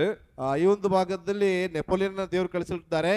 அவர் வேலையை அவன் செஞ்சு முடிச்ச உடனே அவனையும் படுக்க போட்டுறாரு ஆண்டவர்னு சொன்னாரு. ಆತನ ಕೆಲಸವನ್ನು ಅವನು ಮಾಡಿ ಮುಗಿಸಿದ ನಂತರ ದೇವರು ಅವರನ್ನು ಮಲಗಿಸಿ ಬಿಡ್ತಾರೆ. ஸோ எந்த விஷயமும் ஆண்டவருக்கு வந்து என்ன பண்ணாது, ஐயோ அப்படின்லாம் நினைக்க மாட்டார் ஆண்டவர். ದೇವರು ಯಾವುದೇ ವಿಷಯವನ್ನ ಏನಪ್ಪಾ ಅಂತಂದ್ರೆ ಒಂದು ರೀತಿಯಾಗಿ ಆಶ್ಚರ್ಯಕರವಾಗಿ ಅವರನ್ನು ಪರಿಗಣಿಸುವುದಿಲ್ಲ. அவர் என்ன பிளான் பண்றாரோ அதான் நடக்கும். ಅವರು ಯಾವ ಯೋಜನೆಯನ್ನು ಹಾಕಿದಾರೋ ಅದೇ ಯೋಜನೆ ನಡೀತದೆ. அதனாலதான் உங்க வாழ்க்கையை நீங்க வந்து இயேசு கிறிஸ்துக்கு நீங்க கொடுக்கும்போது ಹಾಗಾಗಿ ನಿಮ್ಮ ಜೀವಿತವನ್ನ ನೀವು ಯೇಸು ಕ್ರಿಸ್ತನಿಗೆ ಕೊಡಲ್ಪಡುವಂತ ಸಮಯದಲ್ಲಿ நீங்க சமாதானமா வாழலாம் இந்த உலகத்துல. ಸಮಾಧಾನದಲ್ಲಿ ನೀವು ಜೀವಿಸಬಹುದು ಲೋಕದಲ್ಲಿ. அந்த பட தேவையில்லை. ಏನೋ ಏನಪ್ಪಾ ಅಂತಂದ್ರೆ ಪಟಪಟ ಎಂಬುದಾಗಿ ಆ ರೀತಿಯಾಗಿ ಮಾಡುವಂತ ಅವಶ್ಯಕತೆ ಇಲ್ಲ. இந்த காலத்துல பாக்குற நிறைய வாலிபர்கள் வந்து நாளைக்கு என்ன ஆக போகுது அதை பத்தியே சிந்திச்சுட்டே இருக்காங்க. ಈ ಒಂದು ದಿವಸಗಳಲ್ಲಿ ಅನೇಕ ಯೌವನಸ್ಥರು ಏನ್ ಮಾಡ್ತಾ ಇದಾರೆ ಅಂತಂದ್ರೆ ನಾಳೆ ಏನಾಗ್ತದೆ ಎಂಬುದಾಗಿ ಅನೇಕ ಚಿಂತೆ ಗಲಿಬಿಲಿಗೆ ಒಳಗಾಗಿದ್ದಾರೆ. பைபிள் என்ன போட்டிருக்கு? ಬೈಬಲ್ ಏನ್ ಹೇಳ್ತದೆ? என்ன போட்டிருக்கு? அது கவலைப்படாத போட்டு உலகம் எந்த நேரா போயிட்டு இருக்குன்னு போட்டிருக்கு. ಲೋಕವು ಯಾವ ದಿಕ್ಕಿಗೆ ಹೋಗ್ತಾ ಇದೆ ಎಂಬುದಾಗಿ ಬರೆಯಲ್ಪಟ್ಟಿದೆ.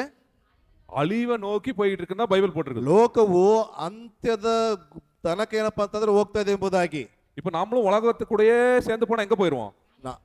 அழிவுக்கு தான் போயிரும். ನಾವು ಲೋಕದೊಡನೆ ಸೇರಿ ಹೋದ್ರೆ ನಾವು ಕೂಡ ನಾಶದ ಒಂದು ಮಾರ್ಗಕ್ಕೆ ಹೋಗ್ತೇವೆ. ஆனா நீங்க ஆண்டவர் பிள்ளையா நீங்க வாழ்ந்தீங்கன்னா, ದೇವರ ಮಗುವಾಗಿ ನೀವು ಜೀವಿಸಿದ್ರೆ என்ன போட்டிருக்கு? ಏನ್ ಬರೆಯಲ್ಪಟ್ಟಿದೆ? ஆண்டவர் சித்தத்தின் படி செய்யற மனிதன் பாக்கியவான், அப்புறம் என்றென்றைக்கும் நிலைத்திருப்பான். ಅಲ್ಲಿ ದೇವರ ಆಜ್ಞೆಗಳನ್ನು ಕೈಗೊಂಡು ನಡೀತಕ್ಕಂಥವನು ಯಾವತ್ತಿಗೂ ಶಾಶ್ವತವಾಗಿ ನೆಲೆ ನಿಲ್ಲಲ್ಪಡುವಂತವನಾಗಿರ್ತಾನೆ. உலகம் அழிஞ்சிரும், ಲೋಕ ಅದು ನಾಶ ಆಗ್ತದೆ. ஆண்டவர் சித்தத்தின் படி செய்யறவன் என்ன பண்ணுவான்? என்றென்றைக்கும் அவரோடய கூட இருப்பான். ಆದ್ರೆ ದೇವರ ಚಿತ್ತವನ್ನ ಮಾಡುವಂತವನು ಎಂದೆಂದಿಗೂ ನಿತ್ಯಕ್ಕೂ ನೆಲೆಯಾಗಿರುವಂತವನಾಗಿರ್ತಾನೆ. சோ இந்த அழியும் உலகத்தை நம்பாம நம்ம என்ன பண்ணணும்? ஆண்டவரை நம்பணும். ಅಲ್ಲಿ ಲೋಕದ ಅಂತ್ಯವನ್ನ ನಂಬದೆ ದೇವರನ್ನ ಸಂಪೂರ್ಣವಾಗಿ ನಂಬಲ್ಪಡಬೇಕು. உங்க வாழ்க்கையில என்னதான் குழப்பங்கள் வந்தாலும் ஆண்டவர் என்ன பண்ணுவார்? ಕಂಟ್ರೋಲ್ இருப்பார். ನಿಮ್ಮ ಜೀವಿತದಲ್ಲಿ ಏನೇ ಗಲಿಬಿಲಿಗಳು ಬಂದರೂ ಕೂಡ ದೇವರು ಅದನ್ನ ಅಧೀನಕ್ಕೆ ತೆಗೆದುಕೊಂಡು ಬರ್ತಾನೆ. சோ இந்த இடத்துல வந்து நமக்கு வந்து பாக்குறோம், நம்ம நினைக்கிறோம் வந்து அகஸ்டஸ் சீசர் தான் ಕಂಟ್ರೋಲ್ இருக்காருன்னு பாத்தீங்கன்னா, ஆனா எல்லாத்தோட மேல ஆண்டவர் ಕಂಟ್ರೋಲ್ பண்ணிட்டு இருக்காரு. ಈ ಒಂದು ಭಾಗದಲ್ಲಿ ಚಕ್ರವರ್ತಿ ಆಗಿರ್ತಕ್ಕಂಥ ಐಗುಸ್ತನಿಂದನೇ ಅವನೇನಪ್ಪಾ ಅಂತಂದ್ರೆ ಅಧೀನದಲ್ಲಿ ಇದೆ ಎಂಬುದಾಗಿ, ಅದಕ್ಕೆ ಮೇಲಾಗಿ ದೇವರ ಒಂದು ಅಧೀನದಲ್ಲಿ ಎಲ್ಲವೂ ನಡೀತಾ ಇದೆ. சோ உங்க வாழ்க்கையில் நீங்க சமாதானமா இருக்கிறதுக்கு ஒரு நல்ல ஆப்பர்ச்சுனிட்டி. ನಿಮ್ಮ ಜೀವನದಲ್ಲಿ ಸಮಾಧಾನದಲ್ಲಿ ಇರುವುದಕ್ಕೆ ನಿಮಗೆ ಒಂದು ಒಳ್ಳೆಯ ಒಂದು ಸದಾವಕಾಶ. இரண்டாவதாக பாருங்க, ಎರಡನೇದಾಗಿ ಗಮನಿಸಿರಿ, இயேசு கிறிஸ்து வந்து அந்த தாழ்மையை சூஸ் பண்ணார்.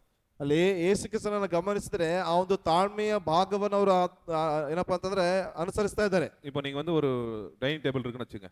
ಇಲ್ಲಿ ಒಂದು ಡೈನಿಂಗ್ ಟೇಬಲ್ ಇದೆ ಎಂಬುದಾಗಿ ಅಂದ್ಕೊಳ್ಳಿ. நம்ம அங்க ஒரு சில நம்ம சர்ச்சில் வந்து மெமன் காலையில் இருக்கும்போது பாட்லக்னு ஒன்று செய்வாங்க.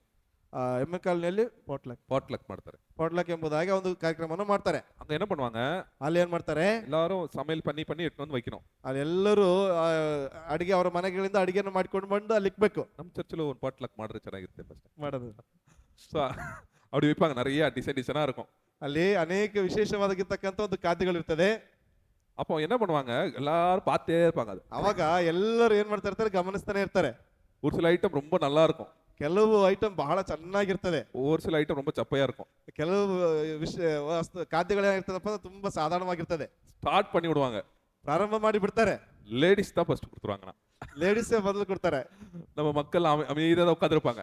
ಗಂಡ್ ಮಕ್ಳೆಲ್ಲ ಹಾಗೆ ಕೂತ್ಕೊಂಡಿರ್ತಾರೆ. ஆனா டார்கெட் பண்ணிட்டே இருப்பாங்க, எந்த சாப்பிடணும் அப்படின்னு. ಅಲ್ಲಿ ಯಾವ್ದನ್ನ ಊಟ ಮಾಡ್ಬೇಕೆಂಬುದಾಗಿ ಇದು ಮಾಡ್ತಾನೆ ಇರ್ತಾರೆ. அவங்க டிசைட் பண்ணிட்டாங்க ಆಲ್ರೆಡಿ ಎದೆ நிறைய போடணும் அப்படின்னு. ಅವರು ಆಗ್ಲೇ ತೀರ್ಮಾನ ಮಾಡಿಕೊಂಡಿದ್ದಾರೆ ಯಾವ್ದನ್ನ ಜಾಸ್ತಿ ಹಾಕಿಕೊಳ್ಬೇಕು ಎಂಬುದಾಗಿ. ರೌಂಡ್ ಕಲ್ಚಿ பாத்தீங்கன்னா ಆ ಒಂದು ಸುತ್ತು ಆದ ನಂತರದಲ್ಲಿ ಗಮನಿಸಿದ್ರೆ ஒரு சிலது காலி ஆயிரும், அப்படியே ಕೆಲವೊಬ್ರದ್ದು ಖಾಲಿಯಾಗಿ ಹೋಗಿರ್ತದೆ, ஒரு சிலது அப்படியே இருக்கும், ಕೆಲವೊಬ್ರದ್ದು ಹಂಗೇ ಇರ್ತದೆ. இயேசு கிறிஸ்து அந்த இடத்துல இருந்தாருன்னு வச்சுங்க. ಯೇಸು ಕ್ರಿಸ್ತನ ಆ ಸ್ಥಳದಲ್ಲಿದ್ದ ಅಂತ ಅನ್ಕೊಳ್ಳಿ. அவரும் சாப்பிடுறதுக்கு வர ஒரு பிளேட் எடுத்து ಅವರು ಊಟಕ್ಕೆ ಬರ್ತಾ ಇದ್ದಾರೆ, ಪ್ಲೇಟ್ ತೆಗೆದುಕೊಂಡು என்ன பண்ணிருப்பாரு? ಏನ್ ಮಾಡಿರ್ತಾರೆ? எது எடுத்திருப்பாரு? ಯಾವ್ದನ್ನ ತೆಗೆದುಕೊಂಡಿರ್ತಾರೆ. எதுவுமே யார் எடுக்கலையோ என்ன பண்ணிருப்பாரு? அதுலதான் எடுத்து சாப்பிட்டிருப்பாரு. ಯಾರು ಯಾವ್ದನ್ನ ಆಯ್ಕೆ ಮಾಡಿಕೊಂಡಿಲ್ವೋ ಅದನ್ನೇ ಅವರು ಊಟಕ್ಕೆ ತೆಗೆದುಕೊಳ್ತಾ ಇದ್ರು. எதுக்காக அப்படி செய்யறாரு? ಯಾವ ಕಾರಣಕ್ಕಾಗಿ? அவங்க மனசு புண்படக்கூடாது, ಅವರ ಮನಸ್ಸನ್ನ ಘಾಸಿ ಪಡಿಸಬಾರದು ಎಂಬುದಾಗಿ. நமக்கு கவலையே கிடையாது, ನಮಗೆ ಚಿಂತನೆ ಇಲ್ಲ. எப்படி நல்லா செய்யலாம், எதுக்கு வந்து வச்சான் அவன், ಯಾಕೆ ಬಂದು ಅದನ್ನ ಇಕ್ಬೇಕಾಗಿತ್ತು ಅವನು? பாருங்க, ஆண்டவர் யோசனைகள் நம்ம யோசனைகள் கிடையாது. ನಮ್ಮ ಆಲೋಚನೆಗಳು ದೇವರ ಆಲೋಚನೆಗಳಲ್ಲ, அவரோட வழிகள் நம்மளோட வழிகளும் கிடையாது. ಆತನ ಮಾರ್ಗಗಳು ನಮ್ಮ ಮಾರ್ಗಗಳಲ್ಲ. ஆனா ஆண்டோட பிள்ளைகளா நீங்க ஆக ஆக அவரோட மாதிரி யோசிக்க ஆரம்பிக்கணும், அவர் மாதிரி நம்ம என்ன பண்ணணும், நடக்க ஆரம்பிக்கணும். ಆದ್ರೆ ದೇವರ ಮಕ್ಕಳಾಗ್ತಕ್ಕಂಥ ನೀವು ಅವರ ರೀತಿಯಲ್ಲಿ ಯೋಚಿಸುವಂತದ್ದನ್ನ ನೀವು ಕಲ್ತ್ಕೊಳ್ಪಡಬೇಕು. அவரை மாதிரி பிறப்பு யாருமே பிறந்தது இல்ல, ಅವರ ರೀತಿಯಲ್ಲಿ ಯಾರು ಕೂಡ ಹುಟ್ಟಲಿಲ್ಲ, அவரை மாதிரி இறந்ததும் கிடையாது, ಆತನ ರೀತಿಯಲ್ಲಿ ಮರಣವನ್ನು ಕೂಡ ಯಾರು ಹೊಂದಲಿಲ್ಲ, அவர் மாதிரி வாழ்ந்ததும் கிடையாது. ಆ ರೀತಿಯಾಗಿ ಜೀವಿಸಿದಂತೂ ಇಲ್ಲ. அவர் பிறக்கும் போது என்னது எது ரொம்ப கடைசியோ அதை சூஸ் பண்ணாரு.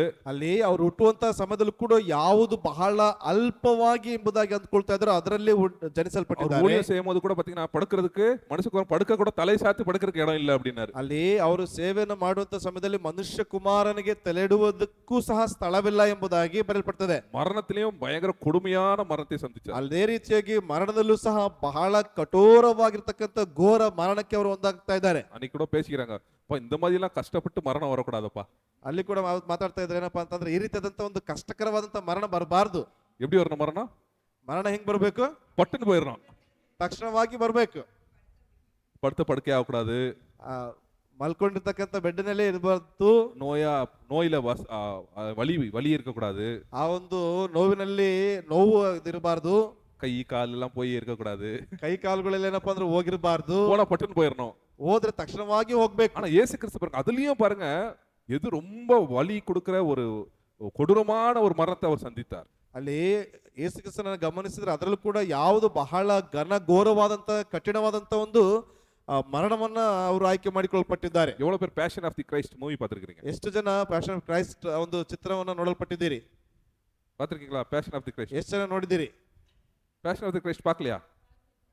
பார்க்கலையா? நிறைய பேர் ஏய் பார்க்க வேண்டிய எவ்வளோ தேவையில்லாதெல்லாம் பார்க்குறீங்க, அதை பாருங்க நீங்க. ಎಷ್ಟೋ ಬೇಕಾಗಿರ್ತಕ್ಕಂಥ ಬೇಡವಾಗಿರ್ತಕ್ಕಂಥ ಚಿತ್ರವನ್ನು ನೋಡ್ತೀರಿ, ಆದ್ರೆ ಅದನ್ನ ನೋಡಿಲ್ಲ ಅಂದ್ರೆ ದಯವಿಟ್ಟು ನೋಡ್ರಿ. அது நான் வந்து நமக்கு தியேட்டர்லயே போய் எங்க அப்பா கூட்டு போயிட்டாங்க. இந்த ஒரே ஒரு படம் தான் தியேட்டர் கூட்டு போனது வாழ்க்கையிலேயே. ಅಂಕಲ್ ಅವರು ಜೀವನದಲ್ಲೇ ಒಂದೇ ಒಂದು ಚಿತ್ರವನ್ನ ಥಿಯೇಟರ್ಗೆ ಕರ್ಕೊಂಡು ಹೋಗಿ ತೋರಿಸಿರ್ತಕ್ಕಂಥದ್ದು ಪ್ಯಾಷನ್ ಆಫ್ ಕ್ರೈಸ್ಟ್. ಆ ಒಂದು ಚಿತ್ರವನ್ನ எம்ஜி ரோட்ல பார்த்தோம், அது இன்னும் ஞாபகம் இருக்குது. MG ರೋಡ್ ಅಲ್ಲಿ ನೋಡಿರ್ತಕ್ಕಂಥದ್ದು ಇನ್ನೂ ಕೂಡ ನೆನಪಿಗಿದೆ. எனக்கு அப்படியே கண்ணீர் வந்துருச்சு அதுல. ಅದನ್ನು ನೋಡುವಾಗ ಕಣ್ಣೀರು ಬರ್ತಾ ಇದೆ. அங்க நான் மாத்திரம் தான் கண்ணீர், அங்க உட்கார்ந்தவங்க எல்லாருக்குமே கண்ணீர் வந்துருச்சு. ಅಲ್ಲಿ ಕೇವಲ ಅಣ್ಣನವರು ಮಾತ್ರ ಅಲ್ಲ, ಕೂತ್ಕೊಂಡಿರ್ತ ಸುಮಾರು ಜನ ಕಣ್ಣೀರು ಸುರಿಸ್ತಾ ಇದ್ರು. எவ்வளவு கொடூரமான அது வந்து மரணம். ಅಲ್ಲಿ ಎಷ್ಟು ಘನಘೋರವಾದಂತ ಒಂದು ಕಠಿಣವಾದಂತ ಒಂದು ಮರಣ. யாருக்காக? ಯಾರಿಗಾಗಿ? எனக்காக, ನನಗಾಗಿ, உங்களுக்காக, ನಿಮಗಾಗಿ. தேவகுமாரன். ದೇವಕುಮಾರನು நான் வந்து அப்பப்போ சிந்திக்கிறது உண்டு. ಆಗಾಗ ನಾನು ಚಿಂತಿಸುವುದು ಉಂಟು. இந்த ஒரு சிலர் வந்து அமெரிக்காக்கு போவாங்க, அமெரிக்க தேசத்துக்கு போவாங்க. ಕೆಲವರು ಅಮೆರಿಕ ದೇಶಕ್ಕೆ ಹೋಗ್ತಾರೆ, போய் கொஞ்ச நாள்ல வரேன் அப்படிம்பாங்க. ಹೋಗ್ಬಿಟ್ಟು ಸ್ವಲ್ಪ ದಿವಸದಲ್ಲಿ ಹಿಂತಿರುಗಿ ಬರ್ತೀನಿ ಅಂತ ಹೇಳ್ತಾರೆ. நம்மளும் ஒரு வருஷத்துல வந்துருவாங்க, 2 வருஷத்துல வருவாங்க, வர்றது அப்படியே செட்டில் அங்கேயே. ನಾವು ಅಂದ್ಕೊಳ್ತೀವಿ 1 ವರ್ಷ ಅಥವಾ 2 ವರ್ಷ ಎಂಬುದಾಗಿ, ಆದ್ರೆ ನೋಡ್ತೀವಿ ಅಲ್ಲೇ ಸೆಟ್ಲು. அப்போ நான் சிந்திக்கிறது உண்டு, ಆಗ ಚಿಂತಿಸುವಂತದ್ದು ಉಂಟು. ஆண்டவர் என்ன மாத்திரம் அமெரிக்கா தேசத்துக்கு கொண்டு போயிடாதீங்க அப்படின்னு. ನಾನು ಕೇಳ್ತಾ ಇರ್ತೀನಿ, ದೇವರೇ ನನ್ನನ್ನು ದಯಮಾಡಿ ಅಮೆರಿಕ ದೇಶಕ್ಕೆ ಕರ್ಕೊಂಡು ಹೋಗ್ಬೇಡ್ರಿ. ஏன்னா அது சோதனை, ಅದು ಒಂದು ರೀತಿಯಾದಂತ ಶೋಧನೆ. ரொம்ப கம்ஃபர்ட் வாழ்க்கை. ಏನಪ್ಪಾ ಅಂತಂದ್ರೆ ಬಹಳ ಆಶ್ಚರ್ಯ, ಏನಪ್ಪಾ ಅಂತಂದ್ರೆ ಐಷಾರಾಮಿಯ ಒಂದು ಜೀವಿತದ ಒಂದು ಜೀವನ ಶೈಲಿ, ஆராம் லைஃப், ಆರಾಮಾಗಿರ್ತಕ್ಕಂಥ ಒಂದು ಜೀವನ. அப்புறம் கஷ்டப்படணும்னே தோணாது. ಅದಾದ ನಂತರದಲ್ಲಿ ಕಷ್ಟಪಡಬೇಕು ಎಂಬುದಾಗಿ ಅಂದ್ಕೊಳ್ಳೋದಿಲ್ಲ. எனக்கு எங்க அண்ணனை ரொம்ப பிடிக்கும். ಅಣ್ಣನವರಿಗೆ ಉಳ್ಳೆಣ್ಣವರು ತುಂಬಾ ಇಷ್ಟವಾಗ್ತಾರೆ. ஏன்னா 7 வருஷம் அங்க அமெரிக்கால இருந்து படிச்சு வேலை செஞ்சு நல்ல பணம் சம்பாதிச்சான். ಅಲ್ಲಿ 7 ವರ್ಷ ಅಮೆರಿಕದಲ್ಲಿ ಓದಿ ಚೆನ್ನಾಗಿ ಸಂಪಾದನೆ ಮಾಡಿರ್ತಕ್ಕಂಥದ್ದು. எங்க வீடு, எங்க அப்பா வீடு கட்டுறதுக்கு பணத்தெல்லாம் அனுப்பினான் எங்க. ಅಲ್ಲಿ ಮನೆಯನ್ನು ಕಟ್ಟುವುದಕ್ಕೆ ಹಣವನ್ನೆಲ್ಲ ಕಳಿಸಿದ್ರು. நல்ல ஒரு வேலை, ಒಳ್ಳೆ ಉತ್ತಮವಾದಂತ ಒಂದು ಕೆಲಸ, ಪರ್ಮನೆಂಟ್ ಆದಂತ ಒಂದು ಕೆಲಸ. ஆனா வந்து அவன் வந்து இங்க வந்துட்டான், இந்தியாவுக்கு வந்துட்டான். ಆದ್ರೆ ಅದೆಲ್ಲವನ್ನು ಬಿಟ್ಟು ಭಾರತಕ್ಕೆ ಬಂದ್ರು. இங்க வந்து என்ன பண்ணணும், கஷ்டப்படணும், ஊழியம் செய்யணும் அப்படின்னு ஒரு வாஞ்சை அவனுக்கு. ಇಲ್ಲಿ ಬಂದ್ಬಿಟ್ಟು ಕಷ್ಟಪಡಬೇಕು, ಸೇವೆ ಮಾಡಬೇಕು ಎಂಬತಕ್ಕಂಥ ಮನೋಬಲಾಸೆ. அதனாலதான் நாங்களாம் வந்து என்ன பண்ணுவோம், முடிஞ்ச அளவுக்கு என்ன பண்றோம், ಪರ್ಫೆಕ್ಟಾ ಸಪೋರ್ಟ್ ಮಾಡಲಾರ, முடிஞ்ச அளவுக்கு ಸಪೋರ್ಟ್ பண்ணுவோம். ಅಲ್ಲಿ ಹಾಗಾಗಿ ಏನಪ್ಪಾ ಅಂತಂದ್ರೆ ಸಂಪೂರ್ಣವಾಗಿ ಅಲ್ಲಿ ಏನಪ್ಪಾ ಅಂತಂದ್ರೆ ಸಪೋರ್ಟ್ ಮಾಡಕ್ ಆಗ್ಲಿಲ್ಲ ಅಂದ್ರೂ ಕೂಡ ಸಾಧ್ಯವಾದ ಮಟ್ಟಿಗೆ ಏನಪ್ಪಾ ಅಂತಂದ್ರೆ ಸಪೋರ್ಟ್ ಮಾಡುವಂತದ್ದು. ஏன்னா அது வந்து பாருங்க, ஒரு நல்ல ஒரு வாழ்க்கையை விட்டு என்ன பண்றது வர்றது. ಅದೇ ಏನಪ್ಪಾ ಅಂತಂದ್ರೆ ಒಂದು ಒಳ್ಳೆಯ ಐಷಾರಾಮಿ ಜೀವನವನ್ನು, ಆರಾಮದಾಯಕವಾದಂತ ಜೀವಿತವನ್ನ ಬಿಟ್ಟು ಬರುವಂತದ್ದು. அது வந்து எல்லாரும் பண்ண மாட்டாங்க அப்படி. ಅದನ್ನೆಲ್ಲರೂ ಮಾಡುವುದಿಲ್ಲ. இயேசு கிறிஸ்து அப்படி செய்தார். ಯೇಸು ಕ್ರಿಸ್ತನು ಆ ರೀತಿಯಾಗಿ ಮಾಡಲ್ಪಟ್ಟಿದ್ದಾರೆ. பரலோகத்திலே கண்ணீர் கிடையாது, ಪರಲೋಕದಲ್ಲಿ ಕಣ್ಣೀರಿಲ್ಲ, நோய் இல்ல, ಅಲ್ಲಿ ನೋವಿಲ್ಲ, ஒரு பாவம் இல்ல, ಅಲ್ಲಿ ಪಾಪ ಇಲ್ಲ. பைபிள்ல போட்டிருக்க நீதி நிலைத்து இருக்கிற ஒரு இடம் வந்து பரலோகமா. ಅಲ್ಲಿ ನಿತ್ಯಕ್ಕೂ ಅದು ನೀತಿವಂತಿಕೆ ಅಂತಕ್ಕಂಥದ್ದು ಏರಲ್ಪಟ್ಟಿರ್ತಕ್ಕಂಥ ಒಂದು ವಿಷಯ. ரோடே எப்படி இருக்குமா? கோல்டுல தான் ரோடே கோல்ட்ல ಅಲ್ಲಿ இருக்கும். ರೋಡ್ ರಸ್ತೆ ಹೆಂಗಿರ್ತದೆ ಅಂತಂದ್ರೆ ಬಂಗಾರದ ಬೀದಿಯಲ್ಲಿ ಇರ್ತದೆ. எல்லாரும் சந்தோஷமா இருக்கிற இடம், ಎಲ್ಲರೂ ಸಂತೋಷವುಳ್ಳವರಾಗಿರ್ತಕ್ಕಂಥ ಸ್ಥಳ, ஒரு மகிமை நிறைந்த இடம். ಮಹಿಮೆ ತುಂಬಿಕೊಂಡಿರ್ತಕ್ಕಂಥ ಒಂದು ಸ್ಥಳ, தேவதூதர்கள் பாடிக்கிட்டே இருப்பாங்க. ದೇವದೂತರು ಆಡುತ್ತನ ಇರುವಂತ ಒಂದು ಸ್ಥಳ. அந்த இயேசு கிறிஸ்துவ என்ன பண்ணிட்டு இருக்காங்க, அவர் மேல மேல தூக்கிட்டே இருக்காங்க. ಅಲ್ಲಿ ಯೇಸು ಕ್ರಿಸ್ತನ ಏನಪ್ಪಾ ಅಂತಂದ್ರೆ ಉನ್ನತಕ್ಕೆ ಏರಿಸ್ತಾನೆ, ಅವರು ಸ್ತುತಿಸ್ತಾನೆ ಇರ್ತಾರೆ. அதை இடத்த விட்டு உலகத்துக்கு வர்றதே பெரிய விஷயம். ಆ ಸ್ಥಳವನ್ನ ಬಿಟ್ಟು ಲೋಕಕ್ಕೆ ಬರುವಂತದೇ ಒಂದು ದೊಡ್ಡ ವಿಷಯ. நம்ம வந்து இந்த கொடூரமான ஸ்லம்ல போய் உட்கார்ற மாதிரி. ನಾವೇಗೆ ಅಂತಂದ್ರೆ ಬಹಳ ಕಷ್ಟಕರವಾದಂತ ಪರಿಸ್ಥಿತಿಯ ಒಂದು ಕೊಳಚೆ ಪ್ರದೇಶಕ್ಕೆ ಹೋಗಿ ಉಳಿದುಕೊಳ್ಳುವಂತ ಒಂದು ವಿಷಯ. பயங்கர நாற்றம், ಭಯಂಕರವಾದಂತ ವಾಸನೆ. அந்த இடத்துல போய் உங்களை உட்கார வச்சா எப்படி இருக்கும்? ಅಲ್ಲಿ ಹೋಗಿ ನಿಮ್ಮನ್ನು ಕುರಿಸಿದ್ರೆ ಹೆಂಗಿರ್ತದೆ? ஆனா இயேசு கிறிஸ்து அதை தான் தெரிந்தெடுத்தார். ಆದ್ರೆ ಯೇಸು ಕ್ರಿಸ್ತನು ಅದೇ ಸ್ಥಳವನ್ನು ಆಯ್ಕೆ ಮಾಡಿಕೊಂಡಿದ್ದಾರೆ. எதுக்காக? ಯಾವ ಕಾರಣಕ್ಕಾಗಿ? அந்த சேத்துல நானும் நீனும் இருந்ததுனால. ಆ ಸ್ಥಳದಲ್ಲಿ ನಾವುಗಳು ಇದ್ದಂತ ಕಾರಣದಿಂದಾಗಿ. அதனாலதான் என்ன பண்ணாரு, அந்த சேத்துல அவரு விழுந்து என்ன பண்ணலாம், அதுல உங்களை தூக்கி விடலாமேன்னு வந்தார் அவர். ಹಾಗಾಗಿ ಆ ಒಂದು ಭಾಗದಲ್ಲಿ ಅವರು ಬಂದ್ಬಿಟ್ಟು ಅಲ್ಲಿಂದ ಎತ್ತೋಣ ಎಂಬುದಾಗಿ ಅವರು ಆಸೆ ಪಡ್ತಾ ಇದ್ರು. பிலிப்பியர் 2 அதிகாரம் படிங்க, 7 வசனம் 8 வசனம்.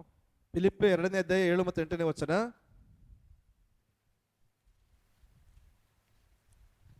படிங்க, பிலிப்பியர் 2 அதிகாரம் 7 வசனம்.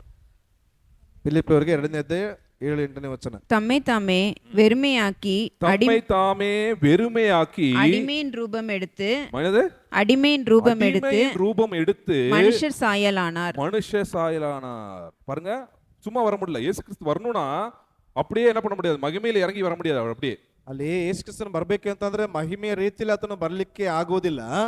ஃபர்ஸ்ட் என்ன பண்ணாரா, ಮೊದಲು ಏನ್ ಮಾಡಿದಾನೆ, அவர் மகிமையை எடுத்து சைடுல வச்சிட்டாராம். ಅವತ್ತನು ತನ್ನ ಮಹಿಮೆಯ ಪದವಿಯನ್ನ, ಅಮೂಲ್ಯ ಮಹಿಮೆ ಪದವಿಯನ್ನ ಬಿಟ್ಟಿಟ್ಟಿದ್ದಾರೆ. என்ன அர்த்தம், அவருக்கு ராஜா கிரீடம் கொடுக்கப்பட்டிருந்திருக்கும், பயங்கரமா இருந்திருப்பார். அவர் எல்லாத்தையும் எடுத்து சைடுல வச்சிட்டார். ಅಲ್ಲಿ ಭಯಂಕರವಾಗಿರ್ತಕ್ಕಂಥ ಒಂದು ರಾಜನ ಕಿರೀಟವನ್ನು ಅವ್ರಿಗೆ ಕೊಟ್ಟಿರಬಹುದು. ಆ ಒಂದು ಎಲ್ಲ ಪದವಿಯನ್ನು ಏನ್ ಮಾಡ್ತಾ ಇದ್ದಾರೆ, ಎತ್ತಿ ಸೈಡಿಗೆ ಇಡ್ತಾ ಇದ್ದಾರೆ. அப்புறம் அடிமை கோலமானாராம். ಆ ನಂತರದಲ್ಲಿ ದಾಸನ ರೂಪವನ್ನ ಧರಿಸಿಕೊಳ್ತಾ ಇದ್ದಾನೆ. அப்புறம் என்ன அர்த்தம், ಅದರ ಅರ್ಥ ಏನು ಅಂದ್ರೆ, காலில் இருக்க செருப்பை ஊத்துட்டாரு, ಕಾಲಿರ್ತಕ್ಕಂಥ ಚಪ್ಪಲನ್ನು ಬಿಚ್ಚಿದ್ದಾರೆ, துண்டை கட்டிக்கிட்டாரு, ಅಲ್ಲಿ ಏನಪ್ಪಾ ಅಂತಂದ್ರೆ ಟವಲನ್ನು ಕಟ್ಕೊಂಡಿದ್ದಾರೆ, இப்படிதான் நிப்பாரு. ಕೈಯನ್ನು ಕಟ್ಕೊಂಡಿದ್ದಾರೆ. கால் கொடுங்கப்பா, கால் கழுவ வரேன் அப்படின்னு. ಅಲ್ಲಿ ಕಾಲನ್ನು ಕೊಡ್ರಪ್ಪ, ಕಾಲ್ ತೊಳೆದಕ್ಕೆ ಬರ್ತಿದ್ದೀನಿ ನಾನು. அடிமை கோலம். ದಾಸನ ರೂಪ. அப்புறம் என்ன கடைசியில, ತದನಂತರದಲ್ಲಿ மனித ரூபம் எடுத்தான். ಅಲ್ಲಿ ಮನುಷ್ಯರಿಗೆ ಸದೃಶ್ಯನಾದನು ಎಂಬುದಾಗಿ. So, அதான் சொல்றேன், மனுஷன் ஆவறது வந்து சாதாரண கிடையாது பிதா ஆண்டவருக்கு. ಅಲ್ಲಿ ದೇವರು ಮನುಷ್ಯನ ರೂಪದಲ್ಲಿ ಆಗುವಂಥದ್ದು ಸಾಧಾರಣವಾದಂತ ವಿಷಯವೇ ಅಲ್ಲ. பாவம் அணிந்த மனிதன் அந்த மாதிரி ஆகணும்னு ஆசைப்பட்டார் அவர். ಅಲ್ಲಿ ಪಾಪು ತುಂಬಿಕೊಂಡಿರ್ತಕ್ಕಂಥ ಮನುಷ್ಯನ ರೀತಿಯಲ್ಲಿ ಆಗ್ಬೇಕೆಂಬುದಾಗಿ ಆಸೆಪಟ್ಟ. எதுக்காக? ಯಾವ ಕಾರಣಕ್ಕಾಗಿ? உன்னைய ரட்சிக்கிறதுக்காக, ನಿನ್ನನ್ನು ನನ್ನನ್ನು ರಕ್ಷಿಸುವುದಕ್ಕಾಗಿ. நீங்க நிறைய நேரத்துல நம்ம கெஞ்ச வேண்டி இருக்கு, ரட்சிக்கப்படுங்க கெஞ்ச வேண்டி இருக்கு உங்களை. ಅನೇಕ ಬಾರಿ ನಾವು ರಕ್ಷಣೆಯನ್ನು ಹೊಂದ್ರಿ ಎಂಬುದಾಗಿ ಬೇಡಿಕೊಳ್ಬೇಕಾಗಿದೆ ಈ ಒಂದು ದಿವಸಗಳಲ್ಲಿ. ஆனா இந்த மாதிரி மகா அதிகாரத்தையும் ஆளுகையும் படைத்த ஆண்டவர் என்ன பண்றாரு, பிச்சைக்காரனா வராரு. ಅಲ್ಲಿ ಮಹಾ ಅಧಿಕಾರವನ್ನ, ಮಹಿಮೆಯ ಪದವಿಯನ್ನು ಹೊಂದಿಕೊಂಡಿರ್ತಕ್ಕಂಥ ದೇವರು ಭಿಕ್ಷುಕನ ರೀತಿಯಲ್ಲಿ ಬರಲ್ಪಡ್ತಾ ಇದ್ದಾರೆ. ஒரு நாள் பில்லிகிராம் வந்து என்ன பண்ணாரா, பில்லிகிராம்னு ஒரு எவாஞ்சலிஸ்ட், அவர் என்ன பையனை, சின்ன பையனை கூட்டு போயிட்டு இருந்தாராம். ಒಂದು ದಿವಸ ಬಿಲಿಗ್ರಾಮ್ ಎಂಬತಕ್ಕಂಥ ದೊಡ್ಡ ಸುವಾರ್ತಿಕರು ತನ್ನ ಮಗನನ್ನು ಕರೆದುಕೊಂಡು ಹೋಗ್ತಾ ಇದ್ದಾರೆ. அப்படி நடந்து போயிட்டே இருக்கும்போது ஒரு மலை மேல நடந்து போறாங்களாம். ಅವರು ನಡ್ಕೊಂಡು ಹೋಗುವಂತ ಸಮಯದಲ್ಲಿ ಬೆಟ್ಟದ ಮೇಲೆ ನಡ್ಕೊಂಡು ಹೋಗ್ತಾ ಇದ್ದಾರೆ. அப்போ வந்து அவன் பையன், சின்ன பையன் தெரியாம ஒரு அந்த என்ன சொல்லுவாங்க, ஆன்டில் அப்படின்னா ஒரு எறும்போட வீடை என்ன பண்ண மிதிச்சிட்டார்.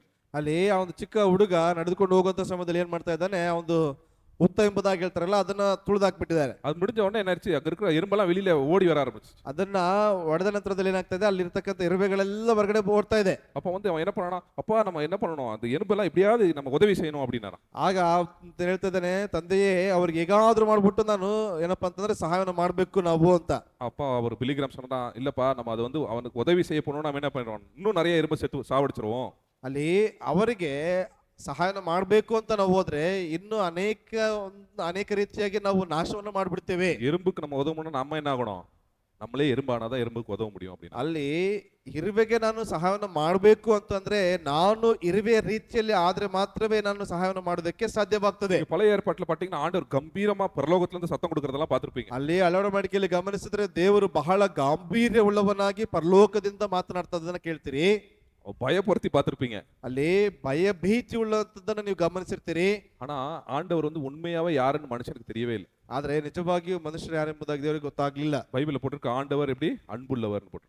ದೇವರು ಯಾವ ರೀತಿಯಾಗಿರ್ತಕ್ಕಂಥ ಅಂತಂದ್ರೆ ಪ್ರೀತಿ ಉಳ್ಳವನು ಎಂಬುದಾಗಿ ಬರೆಯಲ್ಪಟ್ಟಿದೆ. அவர் வெளிச்சம் நிறைந்தவர் போட்டு ಆತನು ಏನಪ್ಪಾ ಅಂತಂದ್ರೆ ಪ್ರಕಾಶ ಭರಿತವಾಗಿರ್ತಕ್ಕಂಥ ಬೆಳಕಿನವನು ಎಂಬುದಾಗಿ. இருளே இல்ல அவரோட. ಅವರ ಪಕ್ಕದಲ್ಲಿ ಕತ್ತಲೆಯೇ ಇಲ್ಲ. ஆனா மனுஷன் வந்து ஆண்டவர் சரியா புரிஞ்சுக்கல. ಆದ್ರೆ ಮನುಷ್ಯ ಬಂದ್ಬಿಟ್ಟು ದೇವರನ್ನ ಸರಿಯಾಗಿ ಅರ್ಥ ಮಾಡ್ಕೊಳ್ಳಿಲ್ಲ. போலீஸ் மாதிரி தான் பார்த்தான் மனுஷனை. ಆ ಮನುಷ್ಯ ಏನಪ್ಪಾ ಅಂತಂದ್ರೆ ಪೊಲೀಸರ ರೀತಿಯಲ್ಲೇ ನೋಡಿದಾನೆ. என் தப்பை எப்ப கண்டுபிடிச்சு என் நரகத்தை போடலான்றதுக்கு தான் வந்திருக்கிறாருன்னு நினைச்சோம். ನನ್ನ ತಪ್ಪು ಏನೆಂಬುದಾಗಿ ಕಂಡುಹಿಡಿದು ನನ್ನನ್ನ ನರಕಕ್ಕೆ ಹಾಕ್ಬೇಕೆಂಬುದಾಗಿ ಆತನು ಬರಲ್ಪಟ್ಟಿದ್ದಾನೆ ಎಂಬುದಾಗಿ. இப்போ இயேசு கிறிஸ்துவோட பிறப்பையும் அவரோட வாழ்க்கையும் அவரோட இறப்பையும் பார்க்கும்போது தான் தெரியுது உலகத்திலே அவர் தான் மிக அன்பு படைத்தவர். ಅಲ್ಲಿ ಆತನ ಹುಟ್ಟುವಿಕೆ, ಆತನ ಸೇವೆ ಮತ್ತು ಆತನ ಒಂದು ಮರಣವನ್ನ ನಾವು ಗಮನಿಸಲ್ಪಡುವಾಗ ಲೋಕದಲ್ಲೇ ಅಧಿಕವಾಗಿ ಬಹಳ ಪ್ರೀತಿ ಪೂರ್ವಕವಾಗಿರುವಂತ ಒಬ್ಬ ವ್ಯಕ್ತಿ. இவ்வளவு வருஷம் நம்ம தப்பா புரிஞ்சிருக்கோம் ஆண்டவரை. ಇಲ್ಲಿಯವರೆಗೂ ಬಹಳ ತಪ್ಪಾಗಿ ಅರ್ಥ ಮಾಡ್ಕೊಂಡಿರ್ತೀವಿ. மத்தேயு 11:19 இயேசு கிறிஸ்துக்கு பேர் வந்து என்னன்னா பாவிகள நண்பன்னு சொன்னாங்க. ಅಲ್ಲಿ ಮತ್ತಾಯ 11ನೇ ವಚನದಲ್ಲಿ ನೋಡ್ತೇವೆ ಪಾಪಿಗಳ ಸ್ನೇಹಿತ ಎಂಬುದಾಗಿ ಹೇಳ್ತಾ ಇದ್ದಾರೆ. பாவிகளோட உட்கார்ந்து சாப்பிட்டுட்டு இருந்தார். ಪಾಪಿಗಳ ಮಧ್ಯದಲ್ಲಿ ಕೂತ್ಕೊಂಡು ಊಟ ಮಾಡುವಂತವನು, அவங்களோட பேசிட்டு இருந்தார். ಅವರ ಜೊತೆಯಲ್ಲಿ ಮಾತನಾಡುವಂತದ್ದು. எதுக்காக? ಯಾವ ಕಾರಣಕ್ಕಾಗಿ? எதுக்காக அவர்கிட்ட பேசினாரு? ಯಾವ ಕಾರಣಕ್ಕಾಗಿ ಅವರ ಬಳಿಯಲ್ಲಿ ಮಾತನಾಡ್ತಾ ಇದ್ರು? அவர் பாவிகளை ரட்சிக்கத்தான் உலகத்துக்கு வந்தார். ಅವರು ಪಾಪಿಗಳನ್ನ ರಕ್ಷಿಸುವುದಕ್ಕಾಗಿಯೇ ಲೋಕಕ್ಕೆ ಬರಲ್ಪಟ್ಟಿದ್ದಾರೆ. இயேசு கிறிஸ்து அந்த தாழ்மை ரூபம் எடுத்தது எதுக்காக? ಅಲ್ಲಿ ಯೇಸು ಕ್ರಿಸ್ತನ ತಾಳ್ಮೆಯ ರೂಪವನ್ನ ಧರಿಸಿಕೊಂಡಿರ್ತಕ್ಕಂಥದ್ದು ಯಾವ ಕಾರಣಕ್ಕಾಗಿ? யாருக்காக? ಯಾರಿಗಾಗಿ? நம்மளை சந்திக்கிறதுக்காக தான். ನನ್ನನ್ನ ಸಂಧಿಸುವುದಕ್ಕಾಗಿ. அங்க பாத்தீங்கன்னா அடுத்த அந்த பகுதியில் நீங்க பார்த்துட்டே இருந்தீங்க அந்த 2வது அதிகாரத்துல லூக்கா 2வது அதிகாரத்துல ಆ ಲೂಕ 2ನೇ ಅಧ್ಯಾಯದ ಮುಂದುವರೆದಂತ ಭಾಗವನ್ನು ನೀವು ಗಮನಿಸಿದ್ರೆ யார் ஓடி போய் பார்க்க போறா? ಯಾರು ಓಡಿ ಹೋಗಿ ನೋಡೋದಕ್ಕೆ ಹೋಗ್ತಿದ್ದಾರೆ? மேப்பர்கள், ಕುರುಬರು. இப்போ ಅವರೇ வந்து இது அகஸ்த சீசர்ல பலந்திருந்தா மேப்பர்கள் விட்டுருக்க மாட்டாங்களா? ಆ ಒಂದು ವೇಳೆ ಅವರು ಆ ಚಕ್ರವರ್ತಿ ಆಗಿರ್ತಕ್ಕಂಥ ಐಗುಸ್ತನ ಒಂದು ಅರಮನೆಯಲ್ಲಿ ಹುಟ್ಟಿದ್ರೆ ಇವರನ್ನ ಬಿಡ್ತಿರ್ಲಿಲ್ವಾ? ஈரோது ராஜாவோட இதுல அரண்மனையில பறந்துட்டாரு. ಅಲ್ಲಿ ಇರೋದು ಅರಸನ ಮನೆಯಲ್ಲಿ ಅರಮನೆಯಲ್ಲಿ ಇವರು ಜನಿಸಲ್ಪಟ್ಟಿದ್ದಾರೆ. தூதர்கள் சொல்றாங்க போய் பாருங்க அப்படின்றாங்க. இவங்களும் சந்தோஷமா போறாங்க பாக்குறதுக்கு. ಅಲ್ಲಿ ದೇವದೂತರು ಹೇಳ್ತಿದ್ದಾರೆ ಹೋಗಿ ನೋಡ್ರಿ ಎಂಬುದಾಗಿ ಇವರು ಸಂತೋಷದಿಂದ ಹೋಗ್ತಾ ಇದ್ದಾರೆ ನೋಡೋದಕ್ಕೆ. எங்க வரைக்கும் போக முடியும்? ಎಲ್ಲಿವರೆಗೂ ಹೋಗೋದಕ್ಕಾಗ್ತದೆ? கேட் போறாங்க. ಗೇಟ್ ಹತ್ರ ಬರ್ತಾರೆ. யார் நிக்கிறா கேட் கிட்ட? ಗೇಟ್ ಹತ್ರ ಯಾರು ನಿಂತ್ಕೊಂಡಿದ್ದಾರೆ? யார் நிக்கிறா? சைனிகர், சோல்ஜர்ஸ் நிக்கிறாங்க. ಅಲ್ಲಿ ಸೈನಿಕ ನಿಂತ್ಕೊಂಡಿದ್ದಾರೆ. கத்தி வச்சிருக்காங்க. ಕತ್ತಿ ಹಿಡ್ಕೊಂಡಿದ್ದಾರೆ. கேக்குறாங்க போய் பார்க்கலாமாப்பா? ನೋಡ್ಬೋದಪ್ಪ ಒಳಗಡೆ ಹೋಗಿ? எங்களுக்கு ரட்சகர் பிறந்திருக்கிறாரா? ನಮಗೆ ರಕ್ಷಕನೊಬ್ಬ ಹುಟ್ಟಿದ್ದಾನೆ. ಏಯ್ என்னடா ரட்சகர் பிச்சைக்கார பசங்க ஓடுங்கடா. ಏನ ಭಿಕ್ಷುಕ ಬೇಡುವಂತ ನೀವು ಇಲ್ಲಿ ಬಂದಿದ್ದಾರೆ ಓಡೋ ಎಂಬುದಾಗಿ. ஐயா தயவு செய்து தேவதூதர் சொன்னாங்க. என்ன தேவதூதர் சொன்னாங்க? வெட்டி போட்டுரும் ஓடு. ಅಯ್ಯೋ ದೇವತರು ಹೇಳಿದ್ದಾರೆ ಎಂಬುದಾಗಿ ಯಾವ ದೇವದೂತರು ಹೇಳಿದ್ರು ಓಡಿಸ್ಬಿಡು ಎಂಬುದಾಗಿ ಹೇಳ್ತಾರೆ. அப்ப இயேசு கிறிஸ்து எங்க பிறந்திருக்கணும்? ಹಾಗಾಗಿ ಯೇಸು ಕ್ರಿಸ್ತನ ಎಲ್ಲಿ ಹುಟ್ಟಬೇಕಾಗಿತ್ತು? எங்க பிறக்கணும்? உங்களையும் என்னையும் சந்திக்கணும்னா எங்க பிறக்கணும்? அவரு ನಿನ್ನನ್ನು ಸಂಧಿಸಬೇಕು ಅಂತಂದ್ರೆ ಎಲ್ಲಿ ಹುಟ್ಟಬೇಕಾಗಿತ್ತು? ಅವರು மாட்டு தொழுவில தான் பிறக்கணும். ಆ ಒಂದು ದನದ ಕೊಟ್ಟಿಗೆಯಲ್ಲಿ ಹುಟ್ಟಲ್ಪಡಬೇಕಾಗಿತ್ತು. அங்கதான் ஆடு மாடு நாய்கி எல்லாம் வந்துட்டு போகும். ಅದೇ ದನಗಳಾಗಿರ್ಬೋದು, ಕುರಿಯಾಗಿರ್ಬೋದು, ನಾಯಿ ಆಗಿರ್ಬೋದು ಎಲ್ಲವೂ ಬಂದು ಹೋಗುವಂತದ್ದಾಗಿರ್ತದೆ. இதுதான் நற்செய்தி. ಇದೇ ಶುಭ ಸುದ್ದಿ. ஒரு பவுண்டரியே கிடையாது. ಯಾವುದೇ ಒಂದು ರೀತಿಯಾದಂತ ಕಟ್ಟುಪಾಡುಗಳು ಇಲ್ಲ. இயேசு கிறிஸ்து கிட்ட வரணும்னா ஒரு என்ன கிடையாது. ஐயோ அப்படி இப்படி ஒரு எதுவுமே எக்ஸ்கியூஸே கொடுக்க முடியாது. நீங்க ಅಲ್ಲಿ ಯೇಸು ಕ್ರಿಸ್ತನ ಬಳಿಗೆ ಬರಬೇಕು ಎಂಬುದಾಗಿ ಹೇಳುವುದಾದ್ರೆ ಯಾವುದೇ ರೀತಿಯಾಗಿರ್ತಕ್ಕಂಥ ಒಂದು ಊಹಾಪೋಹಗಳನ್ನು ಹೇಳುವಂತ ಅವಶ್ಯಕತೆನೇ ಇಲ್ಲ. நீ பாவியா இருந்தா வா. ನೀನು ಪಾಪಿ ಆಗಿದ್ರೆ ಬಾ. நீ ஒரு நோயாளியா இருந்தா வா. ನೀನು ರೋಗಸ್ಥನಾಗಿದ್ರು ಕೂಡ ಬಾ. கெடு துன்மார்க்கனா இருந்தாலும் வா. ಬಹಳ ಕೆಟ್ಟು ಹೋಗಿರ್ತಕ್ಕಂಥ ದುರ್ಮಾರ್ಗನಾಗಿದ್ರು ಸಹ ನೀನು ಬಾ. நீதிமானா இருந்தாலும் வா. ನೀತಿವಂತನಾಗಿದ್ರು ಸಹ ಬಾ. நீ ராஜாதி ராஜானா இருந்தாலும் வா. ರಾಜಾದಿ ರಾಜನಾಗಿದ್ರು ಸಹ ನೀನು ಬಾ. ஆனா எல்லாத்தையும் எடுத்து வச்சுட்டு எங்க வரணும்? ಎಲ್ಲವನ್ನ ತೆಗೆದಿಟ್ಟು ಎಲ್ಲಿ ಬರಬೇಕು? மாட்டு கொட்டாய்க்கு தான் வரணும். ಆ ದನದ ಕೊಟ್ಟಿಗೆ ಬಳಿ ಬರಬೇಕು. அவ்வளவு பெரிய கொம்பனா இருந்தாலும் மாட்டு கொட்டாய்க்கு தான் வரணும். ನೀನು ಎಷ್ಟೇ ದೊಡ್ಡ ವ್ಯಕ್ತಿ ಆಗಿದ್ರು ಕೂಡ ಎಲ್ಲ ತೆಗೆದಿಟ್ಟು ದನದ ಕೊಟ್ಟಿಗೆಯಲ್ಲಿ ಬರಬೇಕು. அதனால தான் இன்னைக்கு நம்ம இன்னொரு நாள் பார்க்க போறோம். 3 ஞானிகள் எல்லாம் அவங்களும் வந்து என்ன பண்ணாங்க? ವಣಂಗಿ ಕೀಳು ಉಳಿದು ವಣಂಗನಾಗ. ಅಲ್ಲಿ ಅದೇ ರೀತಿಯಾಗಿ ಮುಂದುವರೆದ ಭಾಗವಾಗಿ ನಾವು ನೋಡ್ತೇವೆ. 3 ಜ್ಞಾನಿಗಳೇನಪ್ಪಾ ಅಂತಂದ್ರೆ ಅಡ್ಡ ಬಿದ್ದು ದೇವರಿಗೆ ಅಲ್ಲಿ ಏನ್ ಮಾಡ್ತಾ ಇದಾರೆ? ಸಾಷ್ಟಾಂಗ ನಮಸ್ಕಾರ ಮಾಡ್ತಾ ಇದ್ದಾರೆ. ಏನ ಅವ್ರು ಯಾರು? ಯಾಕೆಂದ್ರೆ ಅವ್ರು ಯಾರು? ராஜாதி ராஜா. ராஜாதி ராஜா உங்களுக்காக வந்தார்.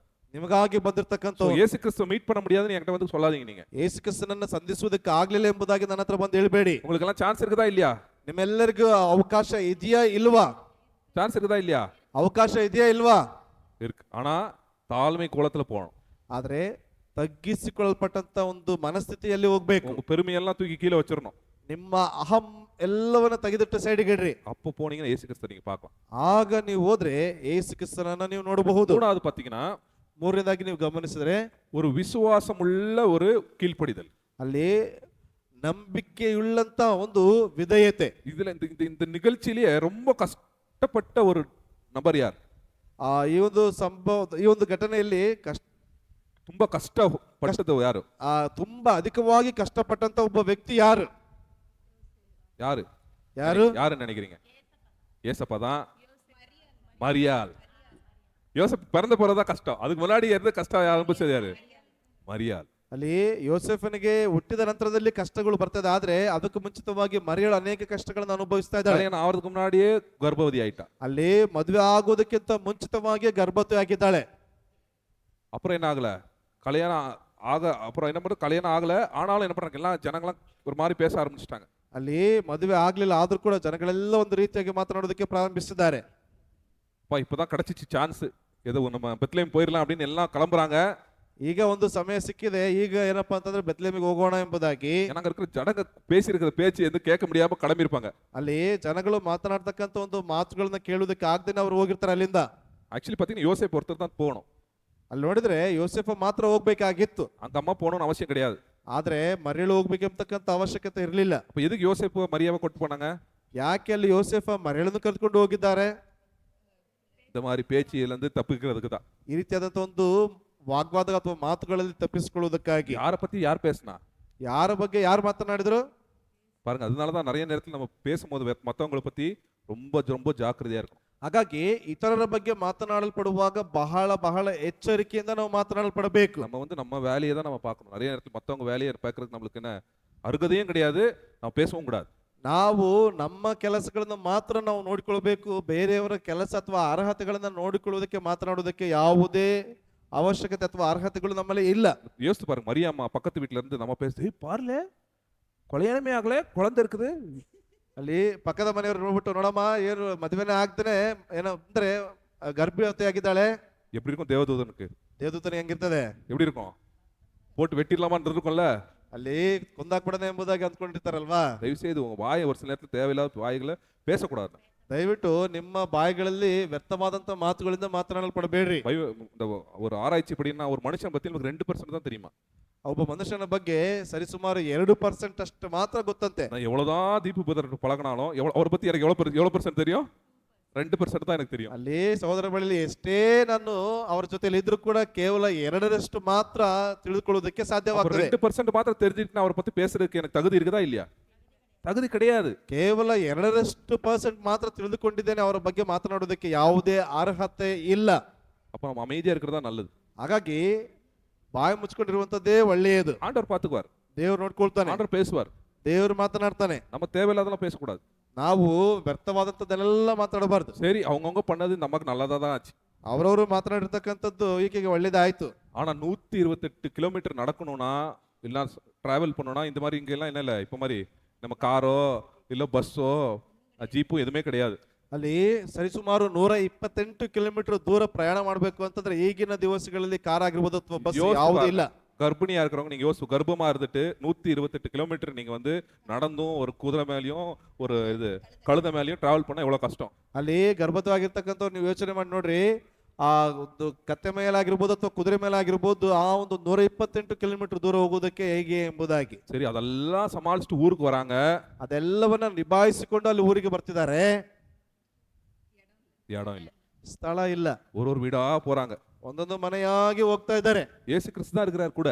ಯೇಸು ಕ್ರಿಸ್ತನೇ ಇದ್ದಾರೆ ಜೊತೆಯಲ್ಲಿ. கஷ்டம் இருக்குதா இல்லையா? ಕಷ್ಟ ಇದೆ ಇಲ್ವಾ? மரியம்மா கூட யார் இருந்தா?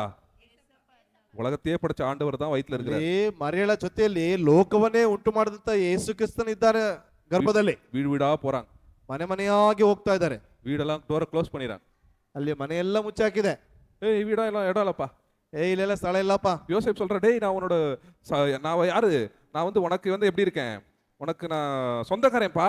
ಅಲ್ಲಿ ಯೋಸೆಫ್ ಹೇಳಿರ್ಬೋದು, ನಾನು ನಿನಗೆ ಏನಪ್ಪಾ ಅಂತಂದ್ರೆ ದೂರದ ಸಂಬಂಧಿ ಆಗಿರ್ತಕ್ಕಂಥವನು. சொந்தக்காரனுக்கு கையில காசு இருக்குதா? ಸ್ವಂತದವನ ಜೇಬಿನಲ್ಲಿ ಹಣವಿದೆಯಾ? காசு இல்ல. ಕಾಸಿಲ್ಲ. கிளம்பு கிளம்பு. ಹಾಗಾದ್ರೆ ಸರಿ, ಇಲ್ಲಿಂದ ಹೊರಡು. இன்னொரு சொந்தக்காரன் வரான், ಇನ್ನೊಬ್ಬ ಸ್ವಂತದವನು ಬರ್ತಾನೆ, நிறைய பணத்தை கொண்டு வரான், அவனுக்காக ரிசர்வேஷன் பண்ணிட்டேன். ತುಂಬಾ ಹಣವನ್ನು ತೆಗೆದುಕೊಂಡು ಬರ್ತಾನೆ, ಅವನಿಗಾಗಿ ಒಂದು ಜಾಗ ಮೀಸಲು. இதுதான் உலகம், ಇದೇ ಲೋಕ. இப்படிதான் இருக்கும். ಈ ರೀತಿಯಾಗಿ ಇರ್ತದೆ. அப்பவும் அப்படிதான் இருந்துச்சு, ಆಗ್ಲೂ ಕೂಡ ಅದೇ ರೀತಿಯಾಗಿತ್ತು. இப்ப அப்படிதான் இருக்குதா இல்லையா? ಈಗ ಅದೇ ರೀತಿ ಆಗಿದೆಯಾ ಇಲ್ವಾ? ஏதோ மாறி இருக்குதா? ಇಲ್ಲ ಬದಲಾಗಿದೆಯಾ? ஏதோ மாறி இருக்குதா உலகம்? அப்படியே தான் இருக்கு, இன்னும் மோசமா தான் இருக்குது. ಅದು ಲೋಕ ಬದಲಾಗಿಲ್ಲ, ಅದೇ ರೀತಿಯಾಗಿದೆ, ಮೋಸವಾಗಿಯೇ ಇದೆ. அப்ப மாதிரி ஏதாவது கொடுத்தான், ஒரு ஏதாவது கொடுத்தான், மாட்டு கொட்டாயது கொடுத்தான், இப்போ எது கூட கொடுக்க மாட்டான். ಹಾಗಾದ್ರೂ ಒಂದ್ ಏನಪ್ಪಾ ಅಂತಂದ್ರೆ ದನದ ಕೊಟ್ಟಿಗೆನ ಕೊಟ್ಟಿದ್ರೆ ಈಗ ಅದನ್ನು ಕೂಡ ಕೊಡುವುದಿಲ್ಲ, ரோடுக்கு அனுப்பிடுவான். ರೋಡಿಗೆ ಕಳಿಸ್ಬಿಡ್ತಾರೆ. அவ்வளவு மோசமான உலகத்துல தான் நம்ம ಅಷ್ಟು ಮೋಸಕರವಾದಂತ ಲೋಕದಲ್ಲಿ ನಾವೆಲ್ಲರೂ ಜೀವಿಸ್ತಾ ಇದ್ದೇವೆ. ஆனா இங்க போட்டிருக்கு 1 யோவான் 1:16 ಆ 1 ಯೋಹಾನ 1ನೇ ಅಧ್ಯಾಯದ 11ನೇ ವಚನದಲ್ಲಿ ಬರೆಯಲ್ಪಟ್ಟಿದೆ. என்ன போட்டிருக்கு படிங்க. 1 ಯೋಹಾನ 1ನೇ ಅಧ್ಯಾಯ 11ನೇ ವಚನ. 1 யோவான் 1:11 1:11 இல்ல 11 இல்ல 1 யோவான் இல்ல, சாரி, யோவான் 1:16 ಯೋಹಾನ 1ನೇ ಅಧ್ಯಾಯ 11ನೇ ವಚನ.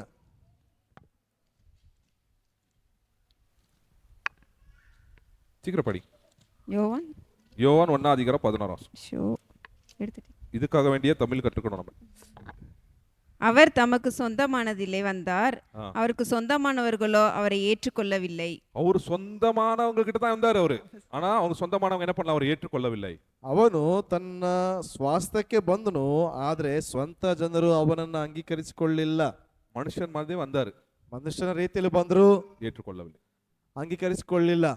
இன்னைக்கு நிறைய பேர் ஏற்றுக்கொள்றது இல்ல. ಇವತ್ತಿಗೂ ಕೂಡ ಅನೇಕರು ಅಂಗೀಕರಿಸಿಕೊಳ್ಳುವುದಿಲ್ಲ. எனக்கு எல்லாமே இருந்தா தான் நான் இயேசு கிறிஸ்துவை ஏற்றுக்கொள்வேன். ನನಗೆ ಎಲ್ಲವೂ ಇದ್ರೆ ನಾನು ಯೇಸು ಕ್ರಿಸ್ತನನ್ನ ಅಂಗೀಕರಿಸಿಕೊಳ್ತೀನಿ. மரியாமாக்கு வந்து அவ்வளோ கஷ்டம் இருந்துச்சு. மரியாக்கு ಮರಿಯಾಗೆ ಅಷ್ಟು ಕಷ್ಟ ಅಲ್ಲಿತ್ತು, எல்லா கஷ்டத்தையும் ஏற்றுக்கொண்டார். ಎಲ್ಲವನ್ನ ಅಂಗೀಕರಿಸಿಕೊಂಡ್ಲು. யாருக்காக? ಯಾರಿಗಾಗಿ? யாருக்காக? ಯಾರಿಗಾಗಿ?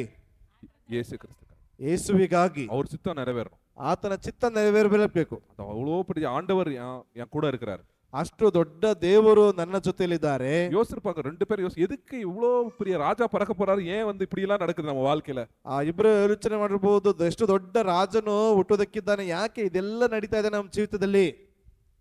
யோசிச்சிருப்பாங்களா இல்லையா? ಯೋಚನೆ ಮಾಡ್ತಾರಾ ಇಲ್ವಾ? அவங்களுக்கு புரிஞ்சிருக்குமா, புரிஞ்சிருக்காதா? ಅರ್ಥ ಆಗಿರ್ತದ, ಅರ್ಥ ಆಗಿರುವುದಿಲ್ವ? ಅವರಿಗೆ புரிஞ்சிருக்காது. ಅರ್ಥ ಆಗಿರುವುದಿಲ್ಲ. நிறைய நேரத்துல எதுக்கு நம்ம வாழ்க்கையில ஒரு சில விஷயங்கள் நடக்குது நம்மளுக்கே தெரியாது. ಅನೇಕ ದಿವಸಗಳಲ್ಲಿ ನಮ್ಮ ಜೀವನದಲ್ಲಿ ಏನ್ ನಡೀತದೆ ಎಂಬುದಾಗಿ ನಮಗೆ ಅರ್ಥ ಆಗುವುದಿಲ್ಲ. ஆனாலும் ಆದ್ರೂ அதுதான் சிலுவை. ಅದೇ ಶಿಲುಬೆ. அது சிலுவையை தூக்கிக்கிட்டே நம்ம இயேசு கிறிஸ்து பின்னாடி போகணும். ಆ ಶಿಲುಬೆಯನ್ನು ಹೊತ್ತುಕೊಂಡು ನಾವು ಯೇಸುವಿನ ಹಿಂದೆ ನಾವು ಹೋಗಲ್ಪಡಬೇಕು. விசுவாசமான ஒரு கீழ்ப்படிதல். ಅಲ್ಲಿ ನಂಬಿಗಸ್ತಿಕೆಯ ಒಂದು ವಿಧೇಯತೆ. அப்போ உங்க வாழ்க்கையில வந்து இயேசு கிறிஸ்துக்கு இடம் இருக்குதா இல்லையா, அதான் கொஸ்டின். ಹಾಗಾಗಿ ಯೇಸು ಕ್ರಿಸ್ತನಿಗೆ ನಿಮ್ಮ ಜೀವಿತದಲ್ಲಿ ಸ್ಥಳ ಇದೆಯೋ ಇಲ್ವೋ? இருக்குதா இல்லையா? ಇದೆಯಾ ಇಲ್ವಾ? இருந்துச்சுன்னா என்ன ஆகும்? ಇದ್ರೆ ಏನಾಗುತ್ತೆ? 3 விஷயம் இருக்கும். 3 ವಿಷಯಗಳಿರ್ತದೆ. ஆண்டவர் எல்லாத்தையும் என்ன பண்றாரு, ಕಂಟ್ರೋಲ್ பண்ணிருக்காரு நம்புவோம். ದೇವರು ಎಲ್ಲವನ್ನ ಆಳ್ವಿಕೆ ಮಾಡ್ತಾ ಇದ್ದಾನೆ ಎಂಬುದನ್ನ ನಾವು ನಂಬಲ್ಪಡ್ತೀವಿ. அவர் எப்பவுமே என்ன பண்றாரு, லாஸ்ட் இடத்தை எடுக்கிற, நானும் லாஸ்ட் இடத்தை எடுக்கலாம்னு ஆசைப்படுவோம். ಅವನು ಯಾವ ಒಂದು ಕೊನೆಯ ಸ್ಥಳವನ್ನು ಆಯ್ಕೆ ಮಾಡ್ಕೊಳ್ತಾರೋ ಅದೇ ಸ್ಥಳವನ್ನು ನಾನು ಕೂಡ ಆಯ್ಕೆ ಮಾಡ್ಕೊಳ್ತೀನಿ. நம்ம வந்து என்ன பண்ணுவோம், விசுவாசமா என்ன பண்ணுவோம், கீழ்ப்படிவோம் ஆண்டவருக்கு. ನಾವೇನ್ ಮಾಡ್ತೀವಿ?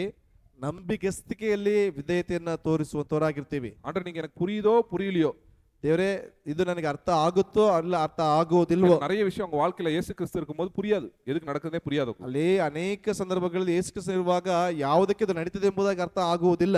ஆனாலும் நீங்க இயேசு கிறிஸ்து நம்பி நீங்க நடக்கும்போது, ಆದ್ರೂ ಕೂಡ ಯೇಸು ಕ್ರಿಸ್ತನನ್ನ ನಂಬಿ ನೀವು ನಡೆಯಲ್ಪಡುವಾಗ, அதே எப்படி வந்து ஒரு மேய்ப்பல்கள் வந்து கை காலியா வந்தாங்களோ, ಯಾವ ರೀತಿಯಾಗಿ ಆ ಒಂದು ಕುರುಬರು ಬರಿ ಕೈಯಲ್ಲಿ ಬರಲ್ಪಟ್ರೋ, அதே மாதிரி ஞானிகள் என்ன பண்ணாங்க, கோல்டு கொண்டு வந்து கொடுத்தாங்க. ಅದೇ ರೀತಿಯಾಗಿ ಜ್ಞಾನಿಗಳು ಏನಪ್ಪಾ ಅಂತಂದ್ರೆ ಬಂಗಾರವನ್ನು ತೆಗೆದುಕೊಂಡು ಬರಲ್ಪಟ್ಟಿದ್ದಾರೆ. எப்போ என்ன நடக்கும் நமக்கு தெரியாது, ಯಾವಾಗ ಏನ್ ನಡೆಯುತ್ತೆ ಗೊತ್ತಿಲ್ಲ. ஆண்டவர் பிள்ளைங்களுக்கு சகலமும் நன்மைக்கு ஏதுவாதான் நடக்கும். ದೇವರ ಮಕ್ಕಳಿಗೆ ಎಲ್ಲವೂ ಒಳ್ಳೆಯದಕ್ಕಾಗಿಯೇ ನಡೆಯಲ್ಪಡುತ್ತದೆ. சரியா? உங்க வாழ்க்கையில இயேசு கிறிஸ்துவை நீங்க ஏற்றுக்கொண்டீங்கன்னா உங்களுக்கு பயங்கரமான ஆசீர்வாதம். ಯೇಸು ಕ್ರಿಸ್ತನನ್ನ ನಿಮ್ಮ ಜೀವನದಲ್ಲಿ ನೀವು ಅಂಗೀಕರಿಸಿಕೊಂಡ್ರೆ ಭಯಂಕರವಾದಂತ ಒಂದು ಆಶೀರ್ವಾದ. ஒரு கதையை சொல்லி நான் முடிச்சிடுறேன். ಒಂದು ಕಥೆಯನ್ನು ಹೇಳಿ ಮುಗಿಸ್ತೇನೆ. ஒரு நாள் வந்து ஒரு டிராமா, இந்த கிறிஸ்மஸ் டிராமா ரெடி பண்ணாங்களாம். ಒಂದು ದಿವಸ ಒಂದು ಕ್ರಿಸ್ಮಸ್ಗಾಗಿ ಒಂದು ಡ್ರಾಮಾವನ್ನ ಸಿದ್ಧ ಮಾಡಿದ್ದಾರೆ. இந்த சர்ச்சில் எல்லாரும் ட்ரைனிங் கொடுத்துட்டே இருந்தாங்களாம். ಸಭೆಯಲ್ಲಿ ಎಲ್ಲರೂ ಟ್ರೈನಿಂಗ್ ಅನ್ನ ಕೊಡ್ತಾ ಇದ್ದಾರೆ. அந்த ஒரு பையனுக்கு வந்து அந்த அந்த அந்த சத்திரத்துல வந்து என்ன பண்றான், அவன் சத்திரத்தின் எஜமான, அவனுக்கு ஒரு ಪಾರ್ಟ್ கிடைச்சு. ಆ ಒಬ್ಬ ಹುಡುಗನಿಗೆ ಏನಪ್ಪಾ ಅಂತಂದ್ರೆ ಒಂದು ಛತ್ರದ ಯಜಮಾನನಿಗೆ ಯಜಮಾನನಾಗುವಂತ ಒಂದು ಅವಕಾಶವನ್ನು ಕೊಟ್ರು. ಸೊ ಎಲ್ಲ ಡ್ರಾಮಾ நடக்க ஆரம்பிச்சிருச்சான். ಎಲ್ಲ ಡ್ರಾಮಾ ನಡೆಯೋದಕ್ಕೆ ಪ್ರಾರಂಭವಾಗಿದೆ. அந்த மேரியும் யோசேப்பு என்ன பண்றாங்க, அந்த சத்திரத்துக்கு வராங்க. ಆ ಮರಿಯಳು ಮತ್ತು ಯೋಸೆಫನು ಒಂದು ಛತ್ರಕ್ಕೆ ಬರ್ತಾ ಇದ್ದಾರೆ. ஐயா இடம் கொடுங்க அப்படிங்கிறாங்க. ಅಯ್ಯಾ ಸ್ಥಳವನ್ನು ಕೊಡ್ರಿ ಎಂಬುದಾಗಿ. இந்த பையன் அப்படியே பாக்குறானா, ಹುಡುಗ ಅದೇ ರೀತಿಯಾಗಿ ನೋಡ್ತಾ ಇದ್ದಾನೆ. சத்திரத்துல இடம் இல்ல, ಛತ್ರದಲ್ಲಿ ಸ್ಥಳ ಇಲ್ಲ, ஆனா என் வீட்டுல வந்து தங்கிடுங்க என் ரூம்ல அப்படின்ட்டாங்க. ಆದ್ರೆ ನನ್ನ ಮನೆಯಲ್ಲಿ ಬಂದು ನನ್ನ ರೂಮಲ್ಲಿ ನೀವು ಉಳ್ಕೊಳ್ರಿ. அப்போ அந்த டைரக்டருக்கு ரொம்ப கோவம் வந்துருச்சா. ಆ ಡೈರೆಕ್ಟರ್ ತುಂಬಾ ಕೋಪ ಬಂತು. ஆனா அங்க இருந்த ஜனங்களுக்கெல்லாம் ரொம்ப சந்தோஷமா. ಆದ್ರೆ ಅಲ್ಲಿರ್ತಕ್ಕಂಥ ಜನರಿಗೆಲ್ಲ ತುಂಬಾ ಸಂತೋಷ. சோ நம்மளும் அதே மாதிரி தான் இருக்கணும். ಅದೇ ರೀತಿಯಾಗಿ ನಾವು ಇರಬೇಕು. அத பாவம் அந்த அம்மாவை பார்த்து கூட இறக்கம் வராத ஒரு சில மக்கள் இருந்திருக்காங்க. ಆ ಒಂದು ರೀತಿಯಾದಂತ ಸ್ತ್ರೀಯನ್ನ ನೋಡಿ ಕೂಡ ಕರುಣೆಯನ್ನು ತೋರಿಸಿರ್ತಕ್ಕಂಥ ಮಕ್ಕಳು ಇದ್ದಾರೆ. இன்னைக்கு நீங்களும் நானும் நம்ம இருதயம் எப்படி இருக்குது? ಇವತ್ತಿಗೆ ನಿಮ್ಮ ಮತ್ತು ನಮ್ಮ ಹೃದಯ ಯಾವ ರೀತಿಯಾಗಿ ಇದೆ? அவர் வர்றதே உங்களுக்கு தெரியாது. இயேசு கிறிஸ்து இருதயத்துக்கு வர்றதே தெரியாது உங்களுக்கு. ಅದು ಯೇಸು ಕ್ರಿಸ್ತನ ನಮ್ಮ ಹೃದಯಕ್ಕೆ ಬರುವಂತದೇ ಗೊತ್ತಾಗುವುದಿಲ್ಲ, இருக்கிறதே தெரியாது. ಇರುವಂತದ್ದು ಗೊತ್ತಾಗುವುದಿಲ್ಲ. ஆனா அவர் வந்தா ಆದ್ರೆ ಅವರು ಬಂದ್ರೆ நம்ம இருதயத்துல சமாதானம் சந்தோஷம் எப்பவும் இருக்கும். ನಮ್ಮ ಹೃದಯದಲ್ಲಿ ಸಂತೋಷ ಸಮಾಧಾನ ಯಾವಾಗ್ಲೂ ಇರ್ತದೆ. ஸோ இன்னைக்கு எவ்வளவு பேர் இயேசு கிறிஸ்துவை ஏற்றுக்கொள்ள போறீங்க? ಎಷ್ಟು ಜನ ಯೇಸು ಕ್ರಿಸ್ತನನ್ನ ಅಂಗೀಕರಿಸಿಕೊಳ್ಳುವುದಕ್ಕಿದ್ದೀರಿ? கதவை என்ன பண்ணுவார்? தட்டிட்டே இருப்பார். ಅಲ್ಲಿ ಬಾಗಿಲನ್ನ ತಟ್ಟನೇ ಇರ್ತಾರೆ. நீங்க ஓபன் பண்ணா உள்ள வந்துருவாரு உங்க கூட. ಓಪನ್ ಮಾಡಿದ್ರೆ ಒಳಗಡೆ ಬರ್ತಾರೆ. நீங்க ரெடியா இருக்கிறீங்களா இல்லையா? ಇವತ್ತು ನೀವು ರೆಡಿಯಾಗಿದ್ದೀರಾ ಇಲ್ವಾ? உங்க இருதயம் தான் எது? அந்த கெஸ்ட் ஹவுஸ். ನಿಮ್ಮ ಹೃದಯವೇ ಅದೇನಪ್ಪಾ ಅಂತಂದ್ರೆ ಗೆಸ್ಟ್ ಹೌಸ್. அவருக்கு இடம் இருக்குதா இல்லையா அவங்க இருதயத்துல? ಅವ್ರಿಗೆ ಸ್ಥಳ ಇದೆಯಾ ನಿಮ್ಮ ಹೃದಯದಲ್ಲಿ? இல்லையா இல்லவா? ಇದೆಯಾ ಇಲ್ವಾ? அப்போ நீங்க என் கூட ஜெபம் பண்ணணும் இன்னைக்கு. ನಮ್ಮ ಜೊತೆಯಲ್ಲಿ ಸೇರಿ ಪ್ರಾರ್ಥನೆಯನ್ನು ಮಾಡಿ, ஆண்டவரே ದೇವ್ರೇ, இந்த உலகம் உங்களுக்கு இடம் கொடுக்கல, ಈ ಲೋಕ ನಿಮಗೆ ಸ್ಥಳವನ್ನು ಕೊಡ್ಲಿಲ್ಲ, உலகத்தை படைத்தவர் நீ, ಲೋಕವನ್ನು ಉಂಟು ಮಾಡಿದಂತವರು ನೀವು, உங்களை விரட்டி விட்டுருச்சு. ನಿಮ್ಮನ್ನ ತಳ್ಳಿಬಿಟ್ಟಿದ್ದಾರೆ. என்ன படைத்தவர் நீ, ನನ್ನನ್ನು ಉಂಟು ಮಾಡಿದಂತವರು ನೀವು. என் இருதயத்துல இடம் கொடுப்பனா கொடுக்க மாட்டேனா? ನನ್ನ ಹೃದಯದಲ್ಲಿ ಸ್ಥಳ ಕೊಡ್ತೀನಾ ಇಲ್ವಾ? அது உங்களோட டிசிஷன் தான். ಅದು ನಿಮ್ಮ ಆಯ್ಕೆ. நீங்க ஆண்டருக்கு இடம் கொடுத்தீங்கன்னா ನೀವು ದೇವರಿಗೆ ಸ್ಥಳವನ್ನು ಕೊಟ್ರೆ உங்க வாழ்க்கை வந்து ஆசீர்வாதமா இருக்கும். ನಿಮ್ಮ ಜೀವನದ ಆಶೀರ್ವಾದವಾಗಿರ್ತದೆ. கஷ்டங்கள் வருமா வராதா? ಕಷ್ಟಗಳು ಬರ್ತದ ಬರುವುದಿಲ್ವಾ? வரும். ಬರುತ್ತೆ. நிறைய நேரத்துல இதை எதுக்கு என்ன நடக்குனே தெரியாது ஒரு சில விஷயங்கள். ಅನೇಕ ಸಂದರ್ಭಗಳಲ್ಲಿ ಇದು ಯಾಕೆ ನಡೀತದೆ ಎಂಬುದಾಗಿ ಗೊತ್ತಾಗುವುದಿಲ್ಲ. ஆனா ஒன்னே ஒன்று நடக்கும். ಆದ್ರೆ ಒಂದೇ ಒಂದು ನಡೀತದೆ, சகலமும் நன்மைக்கே நடக்கும். ಎಲ್ಲವೂ ಒಳ್ಳೆಯದಕ್ಕಾಗಿಯೇ ನಡೆಯುತ್ತೆ. ஜெபிக்கலாம். ಪ್ರಾರ್ಥನೆ ಮಾಡಿಕೊಳ್ಳೋಣ. கண்புல தகப்பனே, ஆண்டவரே இந்த நல்ல நேரத்திலே ஆண்டவரே நீர் எங்களை தேடி வந்தீர். உலகத்தை படைத்தவர், எல்லா அதிகாரத்தையும் படைத்தவர், சிம்மாசனத்தின் மேல் வீற்றிருக்கிறவர், ಸ್ತೋತ್ರ. எல்லாத்தையும் எடுத்து வைத்துட்டு ஒரு பாவமான ஒரு மனிதன் போல ஆண்டவரே நீர் காட்சி அளித்தீர். ಹೌದು ಸ್ವಾಮಿ. உங்களுக்கே இடம் இல்லைன்னு சொல்லிட்டாங்கன்றே. ಹೌದು ಸ್ವಾಮಿ. உங்களுக்கு இந்த உலகம் இடம் கொடுக்கல. ஆனா ஆண்டவரே நாங்கள் ஆண்டவரே உங்க இருதயத்திலே ஏற்றுக்கொள்றோம் ஆண்டவரே. உங்க வாழ்க்கையில நீங்க சொல்லுங்க இந்த நேரத்தில், ஆண்டவரே ನಿಮ್ಮ ಜೀವಿತದಲ್ಲಿ ಹೇಳ್ರಿ, ದೇವರೇ எங்க இருதயத்துல உங்களுக்கு ஒரு இடம் கொடுக்குறேன் ஆண்டவரே. ನನ್ನ ಹೃದಯದಲ್ಲಿ ನಿಮಗೆ ಸ್ಥಳವನ್ನು ಕೊಡ್ತೀನಿ ಸ್ವಾಮಿ. நீங்க வாங்க ஆண்டவரே, ನೀವು ಬನ್ನಿ ಸ್ವಾಮಿ. என் இருதயத்தை தங்குங்க, ನನ್ನ ಹೃದಯದಲ್ಲಿ ಬಂದು ಉಳ್ಕೊಳ್ಳಿ. என் வாழ்க்கையை மாற்றுங்க ஆண்டவரே. ನನ್ನ ಜೀವಿತವನ್ನು ಬದಲಾಯಿಸು ಸ್ವಾಮಿ. எதுக்கு தகுதி இல்லாத ஒரு மனிதன் ஆண்டவரே, ಯಾವುದಕ್ಕೂ ಯೋಗ್ಯತೆ ಇಲ್ಲದಿರತಕ್ಕಂಥ ಒಬ್ಬ ವ್ಯಕ್ತಿ ನಾನು ಸ್ವಾಮಿ. ஆனா என்னை தேடி ನನ್ನನ್ನು ಹುಡುಕಿ இந்த உலகத்துக்கு வந்தீரே ಈ ஆண்டவரே. ಲೋಕಕ್ಕೆ ಬಂದೆ ಸ್ವಾಮಿ. எவ்வளவு கஷ்டப்பட்டீர், ಎಷ್ಟೋ ಕಷ್ಟಪಟ್ರಿ, எவ்வளோ வலியை தாங்கினீர், ಎಷ್ಟೋ ವಿಧವಾದಂತ ನೋವನ್ನ ಸಹಿಸಿಕೊಂಡಿದ್ದೀರಿ, எவ்வளவு சங்கடம் ஆண்டவரே உங்களுக்கு, ಎಷ್ಟೋ ವಿಧವಾದಂತ ಸಂಕಟವನ್ನ ಸಹಿಸಿಕೊಂಡಿದ್ದೀರಿ. எல்லாம் எனக்காக ஆண்டவரே. ಎಲ್ಲವೂ ನನಗಾಗಿ ಸ್ವಾಮಿ. பாவியாக என் மேல் இறங்கும் ஆண்டவரே. ಪಾಪಿಯಾದ ನನ್ನ ಮೇಲೆಗಾಗಿ ಸ್ವಾಮಿ. நீங்க அப்படி வந்தீங்கன்னா ஆண்டவர் உங்களை ஏற்றுக்கொள்வார். ಆ ರೀತಿಯಾಗಿ ನೀವು ದೇವರ ಸಮ್ಮುಖದಲ್ಲಿ ಬಂದ್ರೆ ದೇವರು ನಿಮ್ಮನ್ನು ಅಂಗೀಕರಿಸಿಕೊಳ್ತಾರೆ.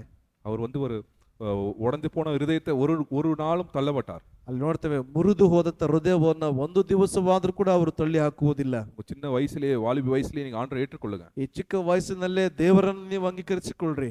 இயேசு கிறிஸ்துக்கு ரூம் இல்லைன்னு சொல்லாதீங்க. ಯೇಸುವಿಗೆ ಕೊಠಡಿ ಇಲ್ಲ ಎಂಬುದಾಗಿ ಹೇಳ್ಬೇಡಿ. இந்த உலகம் இயேசு கிறிஸ்துவை வெறுத்து விட்டது. ಈ ಲೋಕ ಯೇಸು ಕ್ರಿಸ್ತನನ್ನು ತಳ್ಳಿಬಿಟ್ಟಿದೆ. ஆனா நீங்களும் ஏற்றுக்கொள்ளுங்க. ಆದ್ರೆ ನೀವು ಅದನ್ನು ಅಂಗೀಕರಿಸಿಕೊಳ್ಳ್ರಿ. உங்க வாழ்க்கை பிரகாசி. ನಿಮ್ಮ ಜೀವನ ಅದು ಪ್ರಕಾಶಮಾನವುಳ್ಳದಾಗಿರ್ತದೆ. அன்புள்ள தகப்பனே ஆண்டவரே, இந்த நல்ல நேரத்தில் உம்முடைய ஆண்டவரே பிறப்பை நாங்கள் அன்று ஆராதிக்கும் போது நீங்க என் கூட பேசுங்க ஆண்டவரே, பேசிக்கிட்டே இருங்க ஆண்டவரே. எங்க வாழ்க்கையில் ஆண்டவரே நீங்க அநேக தேவையில்லாத விஷயத்தை பத்தி நாங்கள் யோசித்துக்கிட்டே இருக்கிறோம். தேவை ஒன்றே ஆண்டவரே, நாங்கள் அதை சிந்திக்கத்தக்கதாக, அதை மாத்திரம் தெரிந்து கொள்ளத்தக்கதாக, உங்களோட பிரசனத்தை மாத்திரம் தெரிந்து கொள்ளத்தக்கதாக இருந்துச்சு. எங்க வாழ்க்கையிலே ஆண்டவரே எல்லா விஷயத்திலையும் உமக்கு ஆண்டவரே முதல்ல கொடுக்கத்தக்கதாக, உமக்கு ஆண்டவரே இந்த டோரை ஓப்பன் பண்ணத்தக்கதாக இருந்துச்சு. ஏதாவது இருட்டு அறைகள் எங்கள் வாழ்க்கையில் இருந்துச்சுன்னா ஆண்டவரே அதில் ஆண்டவரே உம்முடைய வெளிச்சம் பிரகாசிக்கத்தக்கதாக இருந்துச்சு. இந்த கிறிஸ்மஸ் ஆண்டவரே ஒரு புது கிறிஸ்மஸாக எங்கள் வாழ்க்கையில் அமையத்தக்கதாக இங்கே உட்கார்ந்துருக்க ஒரு வாழ்க்கையில அமையத்தக்கதாக கிருபை செய்யுங்க. நீங்க அப்படி செய்ய போறதுக்காக நன்றி. சகலத்தையும் ஆளுகை செய்கிறார், சகல வல்லமையும் படைத்தவர், சகல அதிகாரத்துக்கும் நீர் ஒருவரே ஆண்டவரே பாத்திரர். எங்க வாழ்க்கைக்கு வந்ததுக்காக நன்றி. ஆசீர்வதிங்க. இயேசு கிறிஸ்து நாமத்தில் கேட்கிறேன்னு சொல்ல தகப்பனே. ஆம்.